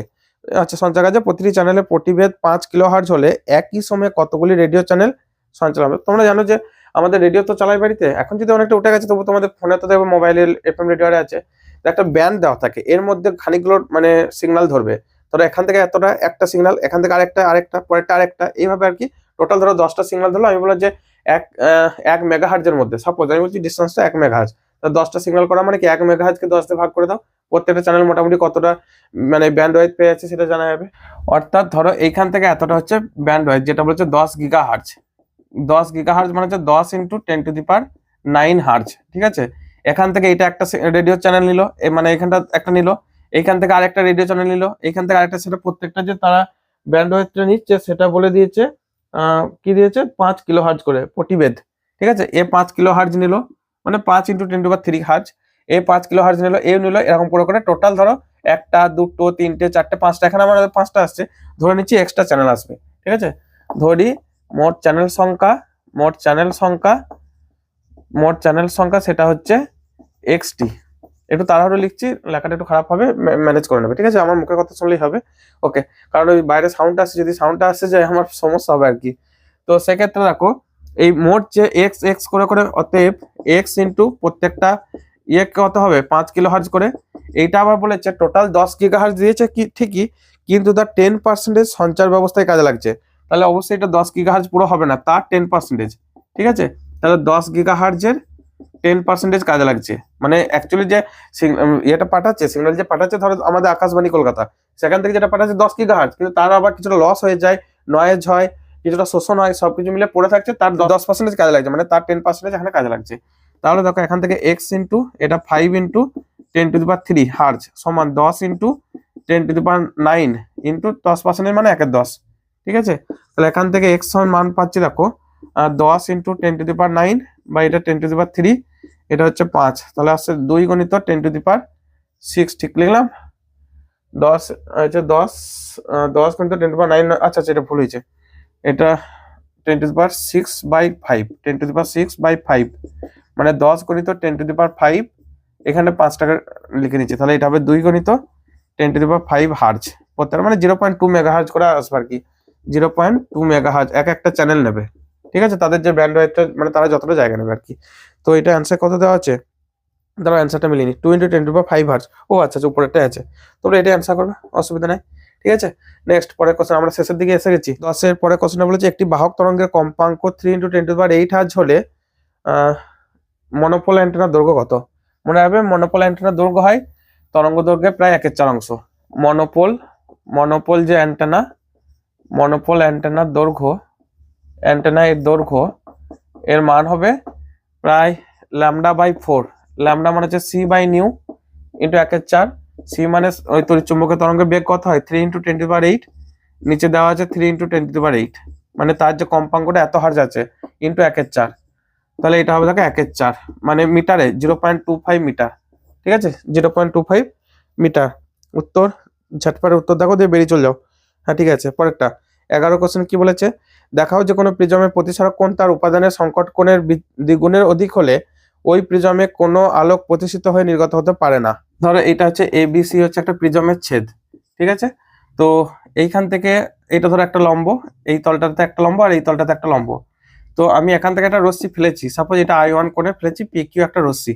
ঠিক আছে, এখানে এমন ভাবে অ্যাঙ্গেলে পড়বে, এই অ্যাঙ্গেলটা মানে এটা হচ্ছে R1, এটা হচ্ছে R2, যাতে করে রশ্মি যদি এইদিকে না বেরোয়, এইদিকেও বেরোবে না এইদিকেও বেরোবে না, তাহলে কি হতে পারে শেষ পর্যন্ত এই যে বিভেদ তল, ঠিক আছে, এই বিভেদ তল ঘেঁষে যেতে পারে। ওকে, এটা সি বিন্দুটা, তো এই বিভেদ তল ঘেঁষে যদি যায় তাহলে আর এইদিকে রশ্মি বেরোবার চান্স নেই। বোঝাতে পেরেছি? তখন ভূমিতে এসে মিশে যাবে, এই নিচেতে প্রিজমটা যার উপর চাপানো আছে সেই মাটিতে এসে ঠেকবে। আরেকটা হতে পারে, হয় বিভেদ তল ঘেঁষে যাবে, তখন এটা সংকট কোণ হিসেবে কাজ করবে, মানে R2টা তখন θc হিসাবে কাজ করবে, অথবা এটার ভিতরে অভ্যন্তরীণ পূর্ণ প্রতিফলন ঘটবে। অর্থাৎ যদি R2টা θc থেকে বেশি হয়, মানে সংকট কোণ অপেক্ষা বেশি হয়, তখন কিন্তু পিছন দিকে মানে ব্যাক করবে। ঠিক আছে, এখন দেখো আমাদের যে ফর্মুলা A সমান আমরা জানি R1 + R2। ঠিক আছে, আর এই প্রথম তলের ক্ষেত্রে AB তলের জন্য, AB তলে আমরা একটু মানে স্নেলের সূত্র অ্যাপ্লাই করছি, sin I1 দখলে তোমরা অ্যাপ্লাই করো এইভাবে, এটা মিউ, এটা 1 মাধ্যম, তাহলে 1 × sin I1 সমান এইখানে R1 × মিউ, তাহলে মিউ × sin R1। ঠিক আছে, তাহলে এখান থেকে মিউ সমান sin I1 / sin R1। ওকে, বা এখান থেকে sin R1 সমান sin I1/মিউ, বা এখান থেকে R1 সমান sin ইনভার্স sin I1, এটা একটা। আর R2টা বার করার জন্য দেখো θc আকারে বার করছি, এইখানটা তো সংকট কোণ, তাহলে R2 যদি θc হয়, তাহলে এইখানটা দেখো মিউ × sin R2, আমরা স্নেলের সূত্র অ্যাপ্লাই করছি কোন তলে, AC তলে। ঠিক আছে, এখানে মিউ × এখানকার অ্যাঙ্গেল sin R2 সমান এটা 1, মাধ্যমটা 1 মানে প্রতিসরাঙ্ক 1 × sin 90, এখানটা বিভেদ তল ঘেঁষে আছে মানে এটা 90 ডিগ্রি অ্যাঙ্গেল করছে।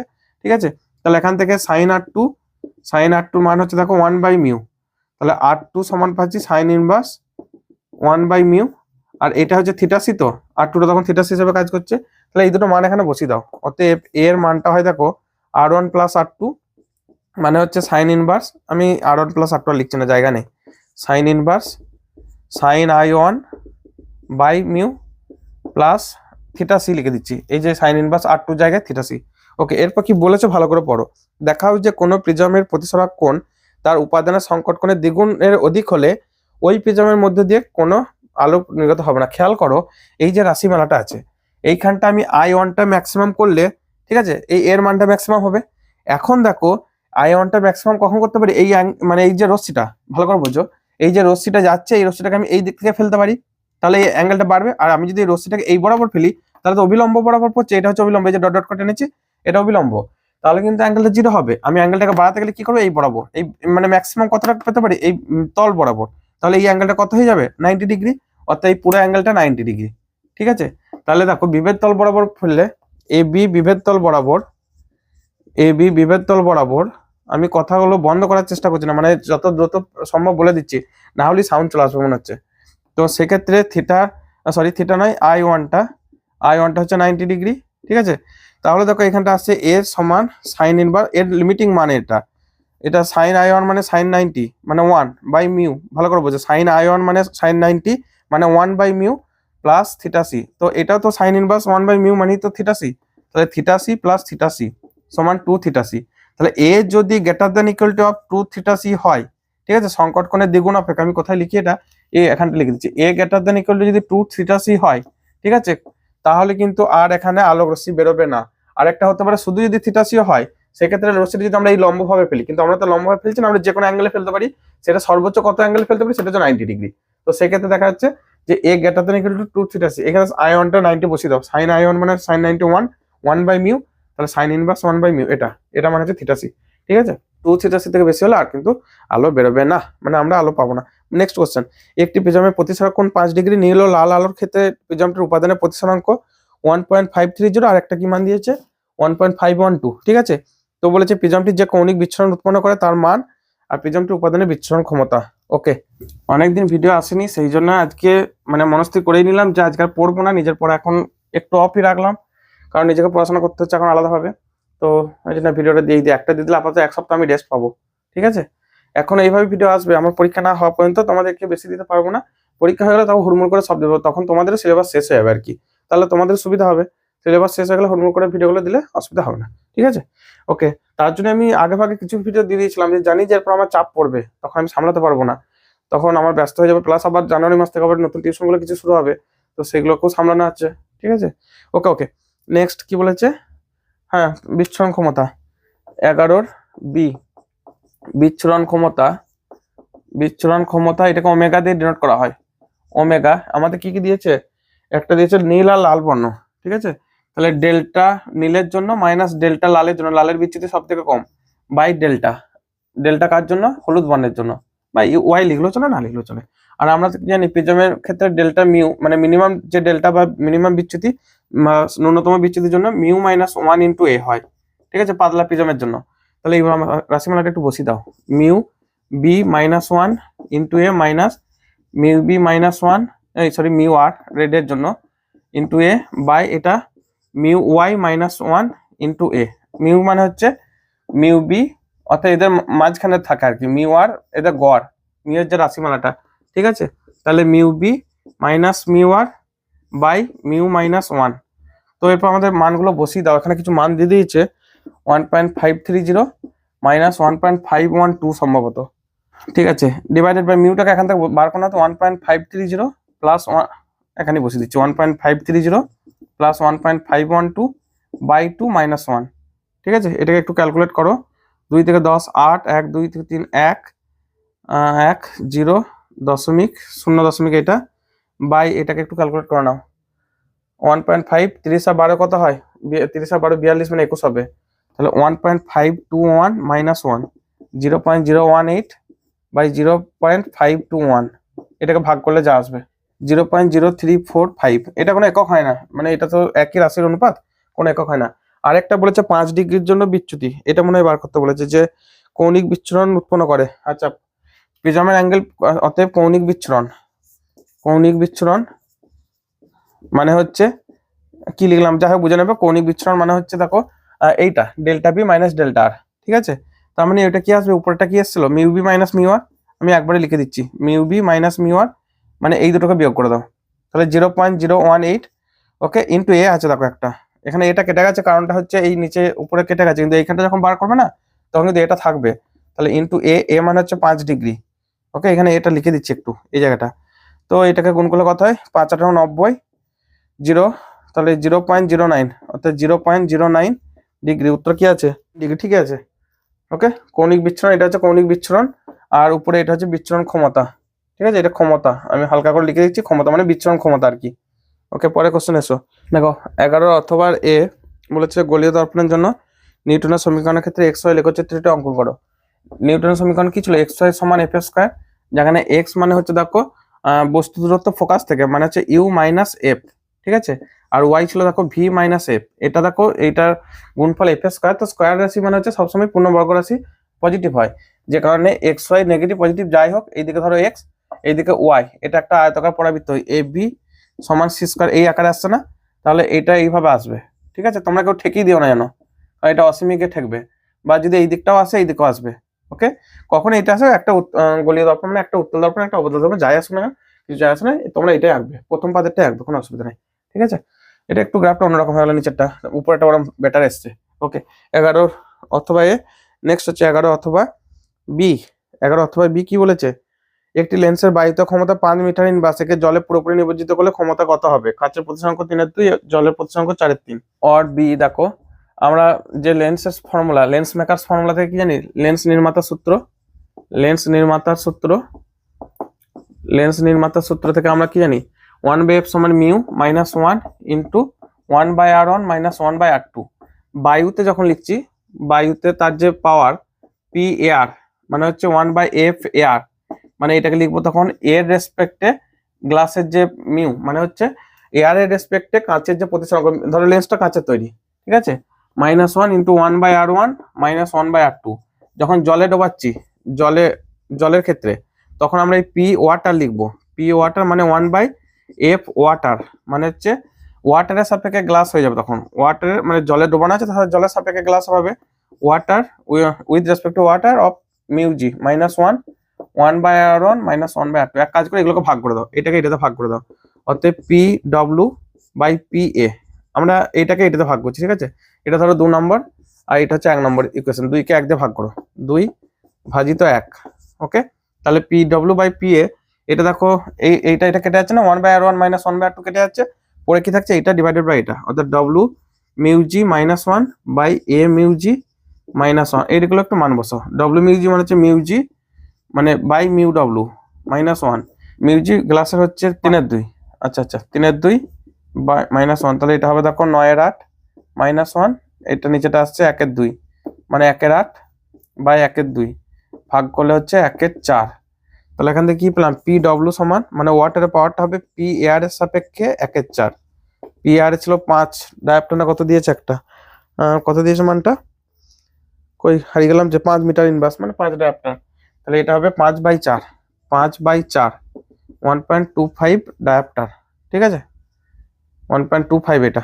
ওকে, বুঝে নেবে। 1.25 উত্তর কি আছে? 5/4 দিয়েছে। ওকে, ভাগ করার দরকারই নেই, সব থেকে ভালো 5/4 ডায়াপ্টার, ঠিক আছে। পরের কোশ্চেন, কোন নববীক্ষণ নলের দৈর্ঘ্য 80 সেমি, যন্ত্রটির বিবর্ধন ক্ষমতা 19 হলে অবিলক্ষ্য অভিনেত্রীর ফোকাস দৈর্ঘ্য নির্ণয় করো। 11 অর সি। নববীক্ষণের যে ইয়েটা হয় মানে বিবর্ধন ক্ষমতা, এমটা সমান হচ্ছে এফও বাই এফি, আর তার যে নলের দৈর্ঘ্য এল সমান হচ্ছে এফও প্লাস এফি, মানে আইপিসের যে ফোকাস দৈর্ঘ্য প্লাস অবজেক্টিভের ফোকাস দৈর্ঘ্য। তো এখন বিবর্ধন বলে দিয়েছে কত? বিবর্ধন বলেছে 19 আর দৈর্ঘ্য 80, তাহলে 80 সমান এফও প্লাস এফি, আর এটা 19 সমান এফও বাই এফি, ঠিক আছে। তাহলে এফ অফ ও সমান 19 এফি, এটা এখানে বসিয়ে দাও, তাহলে 80 সমান এফও প্লাস, আচ্ছা এফোর জায়গায় 19 এফি বসাচ্ছি, তাহলে 19 এফি প্লাস এফি, ঠিক আছে, মানে 20 এফি। তাহলে এফি সমান মান পাচ্ছি কত? 4। অতএব এফোর মান পাবো কত? 19 এফি, তো 19 এফি মানে হচ্ছে 19 ইন্টু 4 সমান 76 সেমি, ঠিক আছে। তাহলে কি দাঁড়ালো? যে অভিনেত্রের ফোকাস দৈর্ঘ্য, অভিনেত্রের ফোকাস দৈর্ঘ্য এফ ই, এটা হচ্ছে দেখো 4 সেন্টিমিটার, আর অভিলক্ষের ফোকাস দৈর্ঘ্য সমান 76 সেন্টিমিটার, এটা অ্যান্সার, ঠিক আছে।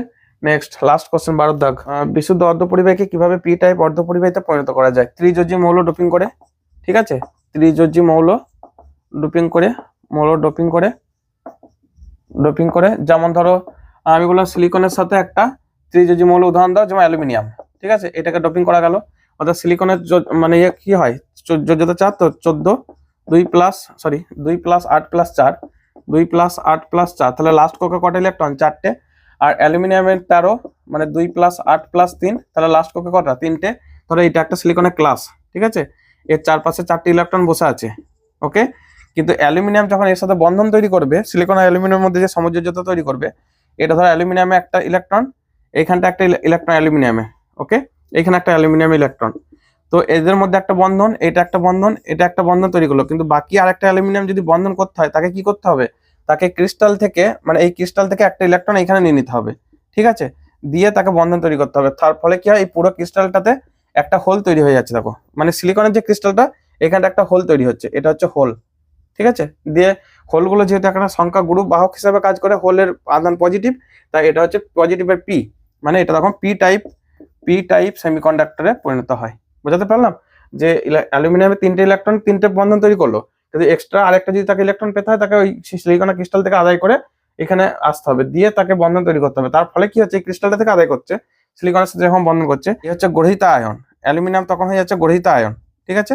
তো অ্যালুমিনিয়ামকে প্রকাশ করার জন্য সে যেহেতু একটা ইলেকট্রন নিচ্ছে, নেগেটিভ আয়নে পরিণত হবে, তো সেক্ষেত্রে পি টাইপটাকে প্রকাশ করা এইভাবে, এই পুরো সিস্টেমটা তখন কিছুটা নেগেটিভ হলো, তো এইটাকে নেগেটিভ গ্রহিতা আয়ন, আর এই হোলটাকে দেখানো হয় এইভাবে, ঠিক আছে, এটা নেগেটিভ, এটা হোল, এটা হচ্ছে পি টাইপের চিহ্ন, মনে থাকবে। আর এন টাইপের ঠিক উল্টোটা, এটা প্লাস হবে, এটা ইলেকট্রন দেখানো হবে, ওকে। অর্থাৎ এটা এই জিনিসটা, এটা হচ্ছে কি বলে? গ্রহিতা আয়ন, ঠিক আছে, কারণ এ গ্রহণ করছে, ক্রিস্টাল থেকে গ্রহণ করছে। আর এইটা হচ্ছে হোলগুলো হচ্ছে মেজরিটি ক্যারিয়ার বা মেজর ক্যারিয়ার, তাই হচ্ছে পি টাইপ তৈরি করে, ওকে। পরে কোশ্চেন, নেক্সট কোশ্চেন বলছে, আরেকটা উদাহরণ দিতে পারো, বোরনের সাথে অ্যালুমিনিয়াম, এগুলো যেকোনো একটা উদাহরণ দেবে। নেক্সট বলেছে যে প্রবাহ বিবর্ধক হিসাবে কিভাবে এনপিএন ট্রানজিস্টর ব্যবহার করা হয় তা উপযুক্ত বর্তনী চিত্র অঙ্কন করে দেখাও। এই রে, একটু আগে সেই ইয়েটা মানে মুছে ফেলেছি, যাই হোক সেই ছবিটা আবার আঁকতে হবে। তারপরে ছোট করে আঁকছি, 12 বি। প্রবাহ বিবর্ধকের জন্য এটা হচ্ছে ধরো ট্রানজিস্টর, এনপিএন ট্রানজিস্টর, ঠিক আছে। তো এইদিকে আই বেরোচ্ছে, এটা ই, এটা হচ্ছে সি টার্মিনাল, এটা হচ্ছে বেস, ওকে। এখানটা একটা রেজিস্ট্যান্স দিয়ে দিলাম স্টেবিলিটির জন্য, 8 বি, ওকে। এইখানটাতে সিগন্যাল, মানে এটাকে ট্রানজিস্টরকে অপারেট করার জন্য কিন্তু একটা ভোল্টেজ লাগবে, সেটা হচ্ছে ভিবিবি, ঠিক আছে। আর এইখানটাতে, ওকে, এই জায়গাটা একটা রেজিস্ট্যান্স দিয়ে দিচ্ছি, এটা লোড রেজিস্ট্যান্স, এর এক করে আউটপুট ভোল্টেজটা ভিওটাকে মাপবো, ঠিক আছে। আরো কিছু তথ্য দেবো, আমি একটু পরে আঁকছি সেগুলো। আর মেনগুলো আগে এঁকে নিই। এইখানটাতে অপারেট করার জন্য একটা মানে ভোল্টেজ লাগবে, ঠিক আছে, বিপরীত বায়াসে রাখার জন্য ভিসিসি, এটা, ওকে। আর এদের মধ্যে যে ভোল্টেজ ডিফারেন্স ভিবিবি, ওকে, এইখানটার সাথে এই প্রান্ত, আর সরি কি বললাম, ভিসি আউটপুট ভোল্টেজ, আর এটা হচ্ছে ভিবি, ওকে, এই জায়গাটার সাথে এই জায়গাটা। এরপর যখন এখানে আমি সিগন্যাল দেবো, আর কিছু বাদ আছে কি? কারেন্ট গুলো ঢুকছে, দেখো, এটা ঢুকবে, এটা বেরোচ্ছে, মানে বাকিগুলো সব ঢুকবে বলেছিলাম, ঠিক আছে। হ্যাঁ, এরপর যখন সিগন্যাল দেবো, অস্থির সিগন্যাল বা আমি আউটপুট সিগন্যাল, তবে এইখানটাতে সিগন্যালটা একটা ক্যাপাসিটার ইউজ করব, ঠিক আছে, দিয়ে এই সিগন্যালটা দেবো। এখানে ছোট করে গায়ে এঁকেছি, এটা হচ্ছে C1 একটা ক্যাপাসিটার, কারণ ক্যাপাসিটারটা কিছুটা নয়েজটাকে ক্যান্সেল করে। আর এইখানে যখন আমি সিগন্যালটাকে মাপবো, এইখানটাতে একটা ক্যাপাসিটারকে খাই দেবো, ঠিক আছে, C2 ধরো, দিয়ে ক্যাপাসিটার এক করে সেটা মাপবো, ওকে। তো এইখানে যে সিগন্যালটা আসছে আর আউটপুট ভোল্টেজে কিভাবে সেটা কাজ করছে সেটা বোঝানোর জন্য আমি একটু গ্রাফটা আঁকার চেষ্টা করছি। এটা হচ্ছে ভিসি সাথে এই দিকটা হচ্ছে আইসি গ্রাফ, ঠিক আছে, আউটপুট বৈশিষ্ট্য। তো এইভাবে গ্রাফটা বিভিন্ন মানের জন্য ভিসি ভার্সেস আইসি যে গ্রাফটা প্লট করা হয়, তো আমি একটু গ্রাফটা এইভাবে এঁকে নিই আগে, মোটামুটি এইভাবে আসে, ঠিক আছে, এই জায়গাটা। তো এখন দেখো, আমাদের যে এইখানটা যদি আউটপুট ভোল্টেজে যদি আমরা একটা কারশফের সূত্র অ্যাপ্লাই করি, ভিসিসি সমান, এখান থেকে লিখতে পারি ভিসিসি সমান, এটা আইসি কারেন্ট যাচ্ছে, এটা আইসি ইন্টু আরএল, ঠিক আছে, আইসি ইন্টু আরএল প্লাস এর এক করে যে ভোল্টেজ ড্রপ ভিসিই, ঠিক আছে। আমি এটাকে একটু ভালো করে লিখে দিই, অর্থাৎ ভিসিসি সমান আইসি আরএল প্লাস ভিসি।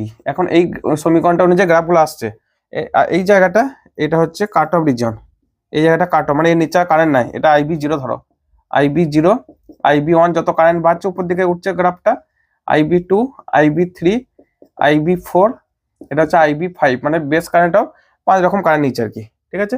এই জায়গাটা হচ্ছে স্যাচুরেটেড বা সম্পৃক্ত, মানে এইখানটা তো আমাদের সেরকম বিরাট কিছু কাজ নেই, এইখানে তো কোনো কাজই নাই, এর নিচে ট্রানজিস্টরটা অপারেট করবে না আর কি কাট অফের ক্ষেত্রে। আচ্ছা, এরপর আমাদের কাজ আছে, দেখো আমি এখন লোড লাইন টানবো, এখানে একটা পয়েন্ট নিচ্ছি এ, আর এখানে একটা পয়েন্ট নিচ্ছি বি। তোমাদের সুবিধার্থে বলে রাখছি, গ্রাফটা যখন আঁকবে না বিটাকে একটু দূরে নিয়ে নেবে, তাহলে সুবিধাটা কেউ গ্রাফটা খুব সুন্দর আসবে দেখবে। আচ্ছা, এ পয়েন্টে কি মানে, তো আইসিটা থাকবে, ভিসিটা 0, তাহলে এ বিন্দুতে আমি এখানটা একটু লিখে রাখি, এ তে ভিসিটা 0 করো, তাহলে এখান থেকে কি পাচ্ছি, আইসি এর মান কত পাচ্ছি, ভিসিসি বাই আর এল। তাহলে এই যে এ পয়েন্টে এটার স্থানাঙ্ক কত হবে, 0, ভিসিসি বাই আর এল, ঠিক আছে। আর বিতে দেখো আইসিটা 0, এই পয়েন্টে এলে এই আই অক্ষটা 0, তাহলে আইসিটা 0 করো, তাহলে দেখো ভিসিসি সমান ভিসিই, তাহলে এই স্থানাঙ্ক কত হবে, ভিসিসি, 0। আমি অত ভালো করে লিখলাম না। তো এটাকে যদি লোড লাইনটা টানি, এইভাবে একটা লোড লাইন আসবে। আমাদের সব থেকে বেস্ট পারফর্ম পাওয়ার জন্য লোড লাইনটা, এই যে কিউ পয়েন্ট বলা হয়, এই কিউ বিন্দুটা যতটা সময় মাঝামাঝি স্থানে নেবো। এখন এইটার এক ক্রসে যদি আমরা ইনপুট সিগন্যালটা প্লট করি এইভাবে, আর এইটার এক ক্রসে যদি ইনপুট সিগন্যালটা প্লট করি এইভাবে, খুব বেঁকে গেল, যাই হোক, এইখানটা আর একটা এইখানটা, তো এইভাবে ধরো গ্রাফটা আসছে। এর এক ক্রসে যখন আমরা সিগন্যাল পাবো, এইটাকে এই মানে এই লাইনটার সাথে লম্ব টেনে দাও, এটার সাথে লম্ব, আর এইটার এক ক্রসে লম্ব। বুঝতে পারছো কি করছি, এই যে দুটো কারেন্টের মধ্যে ভ্যারি করছে না, কিউ পয়েন্টটা ওঠানামা করবে, তো এইখান থেকে এই সিগন্যালটা এরকম করে পাবো, দেখো। তো খেয়াল করে, এই যে সরু ছোট সিগন্যালটা ছিল, তার সাপেক্ষে সিগন্যালটা বিবর্ধন হলো না, বড় হলো না। ভালো করে এইভাবে একটু লিখবে, মানে গ্রাফটা ঠিকঠাক আঁকবে, ঠিক আছে। আর একটা ট্রিক্স বলে দিলাম, যে এই এ পয়েন্টের সাপেক্ষে বি পয়েন্ট একটু দূরে সরিয়ে নেবে, মানে যেন এমনটা করো না যে এই গ্রাফটাকে এই সোজা করো, এখান থেকে এই সোজা এরকম করো না, যত সব সুই দেবে, যতটা ঘুম পাড়িয়ে দিতে পারবে নিচের দিকে, তত গ্রাফটা ভালো আসবে। অর্থাৎ এই যে বিবর্ধনটা, এই ছোট সিগন্যালটার সাপেক্ষে বড় সিগন্যালটা, এটা হচ্ছে ভি আউটপুট, এটা ভি আউটপুট, আর এটা হচ্ছে ভি ইনপুট, মানে ভি ইনপুট, এই যে এইখানটা ভি ইনপুট দিচ্ছে, এটা হচ্ছে ভি ইনপুট, ঠিক আছে। আর এইখানে যে মেজর আকর্ষণ মাপছি, সেটা হচ্ছে ভি আউটপুট। এই হচ্ছে আমাদের বিবর্ধনের কাহিনী। দু চার কথা লিখবে, আমি যা যা মুখে বলছিলাম, ঠিক আছে, সেগুলো দু চার কথা লিখবে, যে এ বিন্দুতে বি বিন্দুতে এইভাবে একটু লিখবে, ওকে। নেক্সট পরের কোশ্চেনে বলেছে যে 2 ইনপুট বিশিষ্ট একটি নর গেটের প্রতীক বর্তনী অঙ্কন করো এবং সত্য সারণী লেখো। আচ্ছা, 12 অথবা এ। নর গেট মানে কি, আমি এইভাবে একটু লিখছি, নর মানে হচ্ছে নট প্লাস অর, মানে অর গেটের পর নট গেট ঢুকবে কিন্তু, ঠিক আছে। তাহলে এইটা হচ্ছে ধরো অর গেট, ওকে, এ আর বি এটা দুটো ইনপুট, আর এখানে একটা নট গেট দিয়ে দিচ্ছি, তাহলে মানে এইখানটাতে আমরা চাইলে এই নট গেটটাকে এখানে বসিয়ে দাও, তাহলে এখানে একটা এরকম গোল করে দাও, তাহলেই হয়ে গেল। তো এর যে এটা আসবে অর গেটের জন্য কি হয়, Y equals A or B, মানে এ প্লাস বি, আর নট আছে মানে তার নট করে দাও, মানে বার করে দাও, ঠিক আছে। এই যে সত্য সারণী, এটা এইভাবে আঁকবে, এটা হচ্ছে ইনপুট, ঠিক আছে, আউটপুট, এটা এ আর বি ইনপুট, ওয়াইটা হচ্ছে আউটপুট। দেখো এর মান বিভিন্ন রকম হবে, 1 0 0 1 0 0 1 1 1 আর 0 মিলে কত হয়, 1 প্লাস 0, মানে এর যে ইয়েটা পড়তে হয় এইভাবে, Y equals not A or B, ঠিক আছে, এইভাবে লেখা হয়। তো দেখো 1 আর 0 মিলে তো 1 হয়, সেটাকে 1 এর বার করলে, মানে 1 এর পরিপূরক হচ্ছে 0, 0 আর 1 মিলে 1, তার পরিপূরক 0, 0 0 পরিপূরক হচ্ছে 0 0 মিলে 0 হয়, তার পরিপূরক হবে 1, 1 1 এর পরিপূরক, এটাও 0, ঠিক আছে। এটা হচ্ছে সত্য সারণীটা, ট্রুথ টেবল, ওকে ওকে। নেক্সট পরের কোশ্চেন আসো। 40 10কে বাইনারি সংখ্যা রূপে প্রকাশ করো, ওকে। 40 বাইনারি, এক কাজ করি 40 টাকা ভাগ করে যায়, 40 টাকা ভাগ করছি 2 দিয়ে, 20 দুগুণে 40, তো তাহলে ভাগশেষ কত থাকছে, 0। আচ্ছা, আবার 2 দিয়ে ভাগ করলে 10 দুগুণে 20, ভাগশেষ কত, 0। আবার 2 দিয়ে ভাগ করলে 2 5 10, ভাগশেষ কত, 0। 0 গুলো এইভাবে পাশে লিখবো, ওকে। এগুলো হচ্ছে ভাগশেষ, এই জায়গাগুলো হচ্ছে ভাগশেষ, ঠিক আছে। আর ভাগ করে যেটা উৎপাদক হবে সেটা, আচ্ছা 2 কে 5 দিয়ে ভাগ করলে কত হয়, 4, মানে সরি 2 দুগুণে 4, তাহলে 1 ভাগশেষ থাকছে। 2 কে 2 দিয়ে ভাগ করলে কত হয়, 2 1 কে 2, এখানে ভাগশেষ 0, এইখান থেকে স্টার্ট করবে, এইখান থেকে নিয়ে এটা হচ্ছে আমাদের মানটা। তাহলে 40 10 মানে হচ্ছে 1 0 1 0 0 0, তাহলে এটা হবে 1 0 1 0 0 0 হোল 2 লিখে দেবে, মানে বাইনারি নাম্বার এটা আর কি। উত্তরে মিলিয়ে নাও একটু, 1 0 1 0 0 0, ঠিক আছে, 0 0 0, হ্যাঁ। নেক্সট লাস্ট কোশ্চেন আজকের জন্য, দেখাও যে a plus a bar b equal to a plus b। সি দেখো, বাম পক্ষ আমি এইভাবে লিখছি, বাম পক্ষ a plus a bar b, মানে লিখতে পারি a প্লাস a বারটাকে লিখতে পারি 1 minus a into b, 1 minus a into b, ঠিক আছে। তাহলে লিখেছি a plus b minus a b, ওকে। তো দেখো a মাইনাস a বিটাকে একটু চেঞ্জ করে নাও, a minus a b plus b, তাহলে লিখছি a into 1 minus b plus b, ঠিক আছে। এরপর a ইন্টু 1 মাইনাস b মানে তো 1, মনে রাখবে 1 প্লাস মাইনাস a মানে হচ্ছে 1, মানে প্লাসই করি বা মাইনাস করি সেটা হচ্ছে 1। তাহলে প্লাস বি মানে এটা হবে এ প্লাস বি, প্রুভড। ঠিক আছে, এটা দেখাতে বলেছিল। এই একটা সূত্র অ্যাপ্লাই করলাম, এ প্লাস 1 প্লাস মাইনাস 1, মানে 1 প্লাস 1 হলো 1, 1 মাইনাস, সরি 1 প্লাস এ হলো 1, 1 মাইনাস এ হলো 1। তো খতম, কমপ্লিট। এ প্লাস এবার বি সমান এ প্লাস বি। ঠিক আছে, যদি তোমাদের ভিডিওগুলো এরপর ভালো লেগে থাকে, তোমাদের কমেন্ট প্রচুর আসছে, কিন্তু বাবা আমি এখন চাপে রয়েছি বলে বেশি, যাই হোক আমি কিন্তু ভিডিও মেকআপ করে দেবো, সেটা চিন্তা না, তোমরা পড়াশোনা আগে নিয়ে যাও, পড়াশোনার জন্য কোনো রকম কোনো ত্রুটি না হয়। আমি একটু এখন স্লো হবো এই 2 সপ্তাহ, কারণ আমার নিজের চাপ রয়েছে, সামনে ইন্টারভিউ আছে। ঠিক আছে, তারপর আবার তোমাদের সাথেই আসবো, কোনো চিন্তা নাই। আর চ্যানেলকে ভালো লাগলে অবশ্যই সাবস্ক্রাইব করে আমাদের সাথেই জুড়ে থাকতে ভুলবে না। ঠিক আছে, আর যদি ভিডিও ভালো লাগে তাহলে অবশ্যই একটি লাইক দিয়ে আমাদের উৎসাহিত করতে ভুলবে না পরের ভিডিওর জন্য।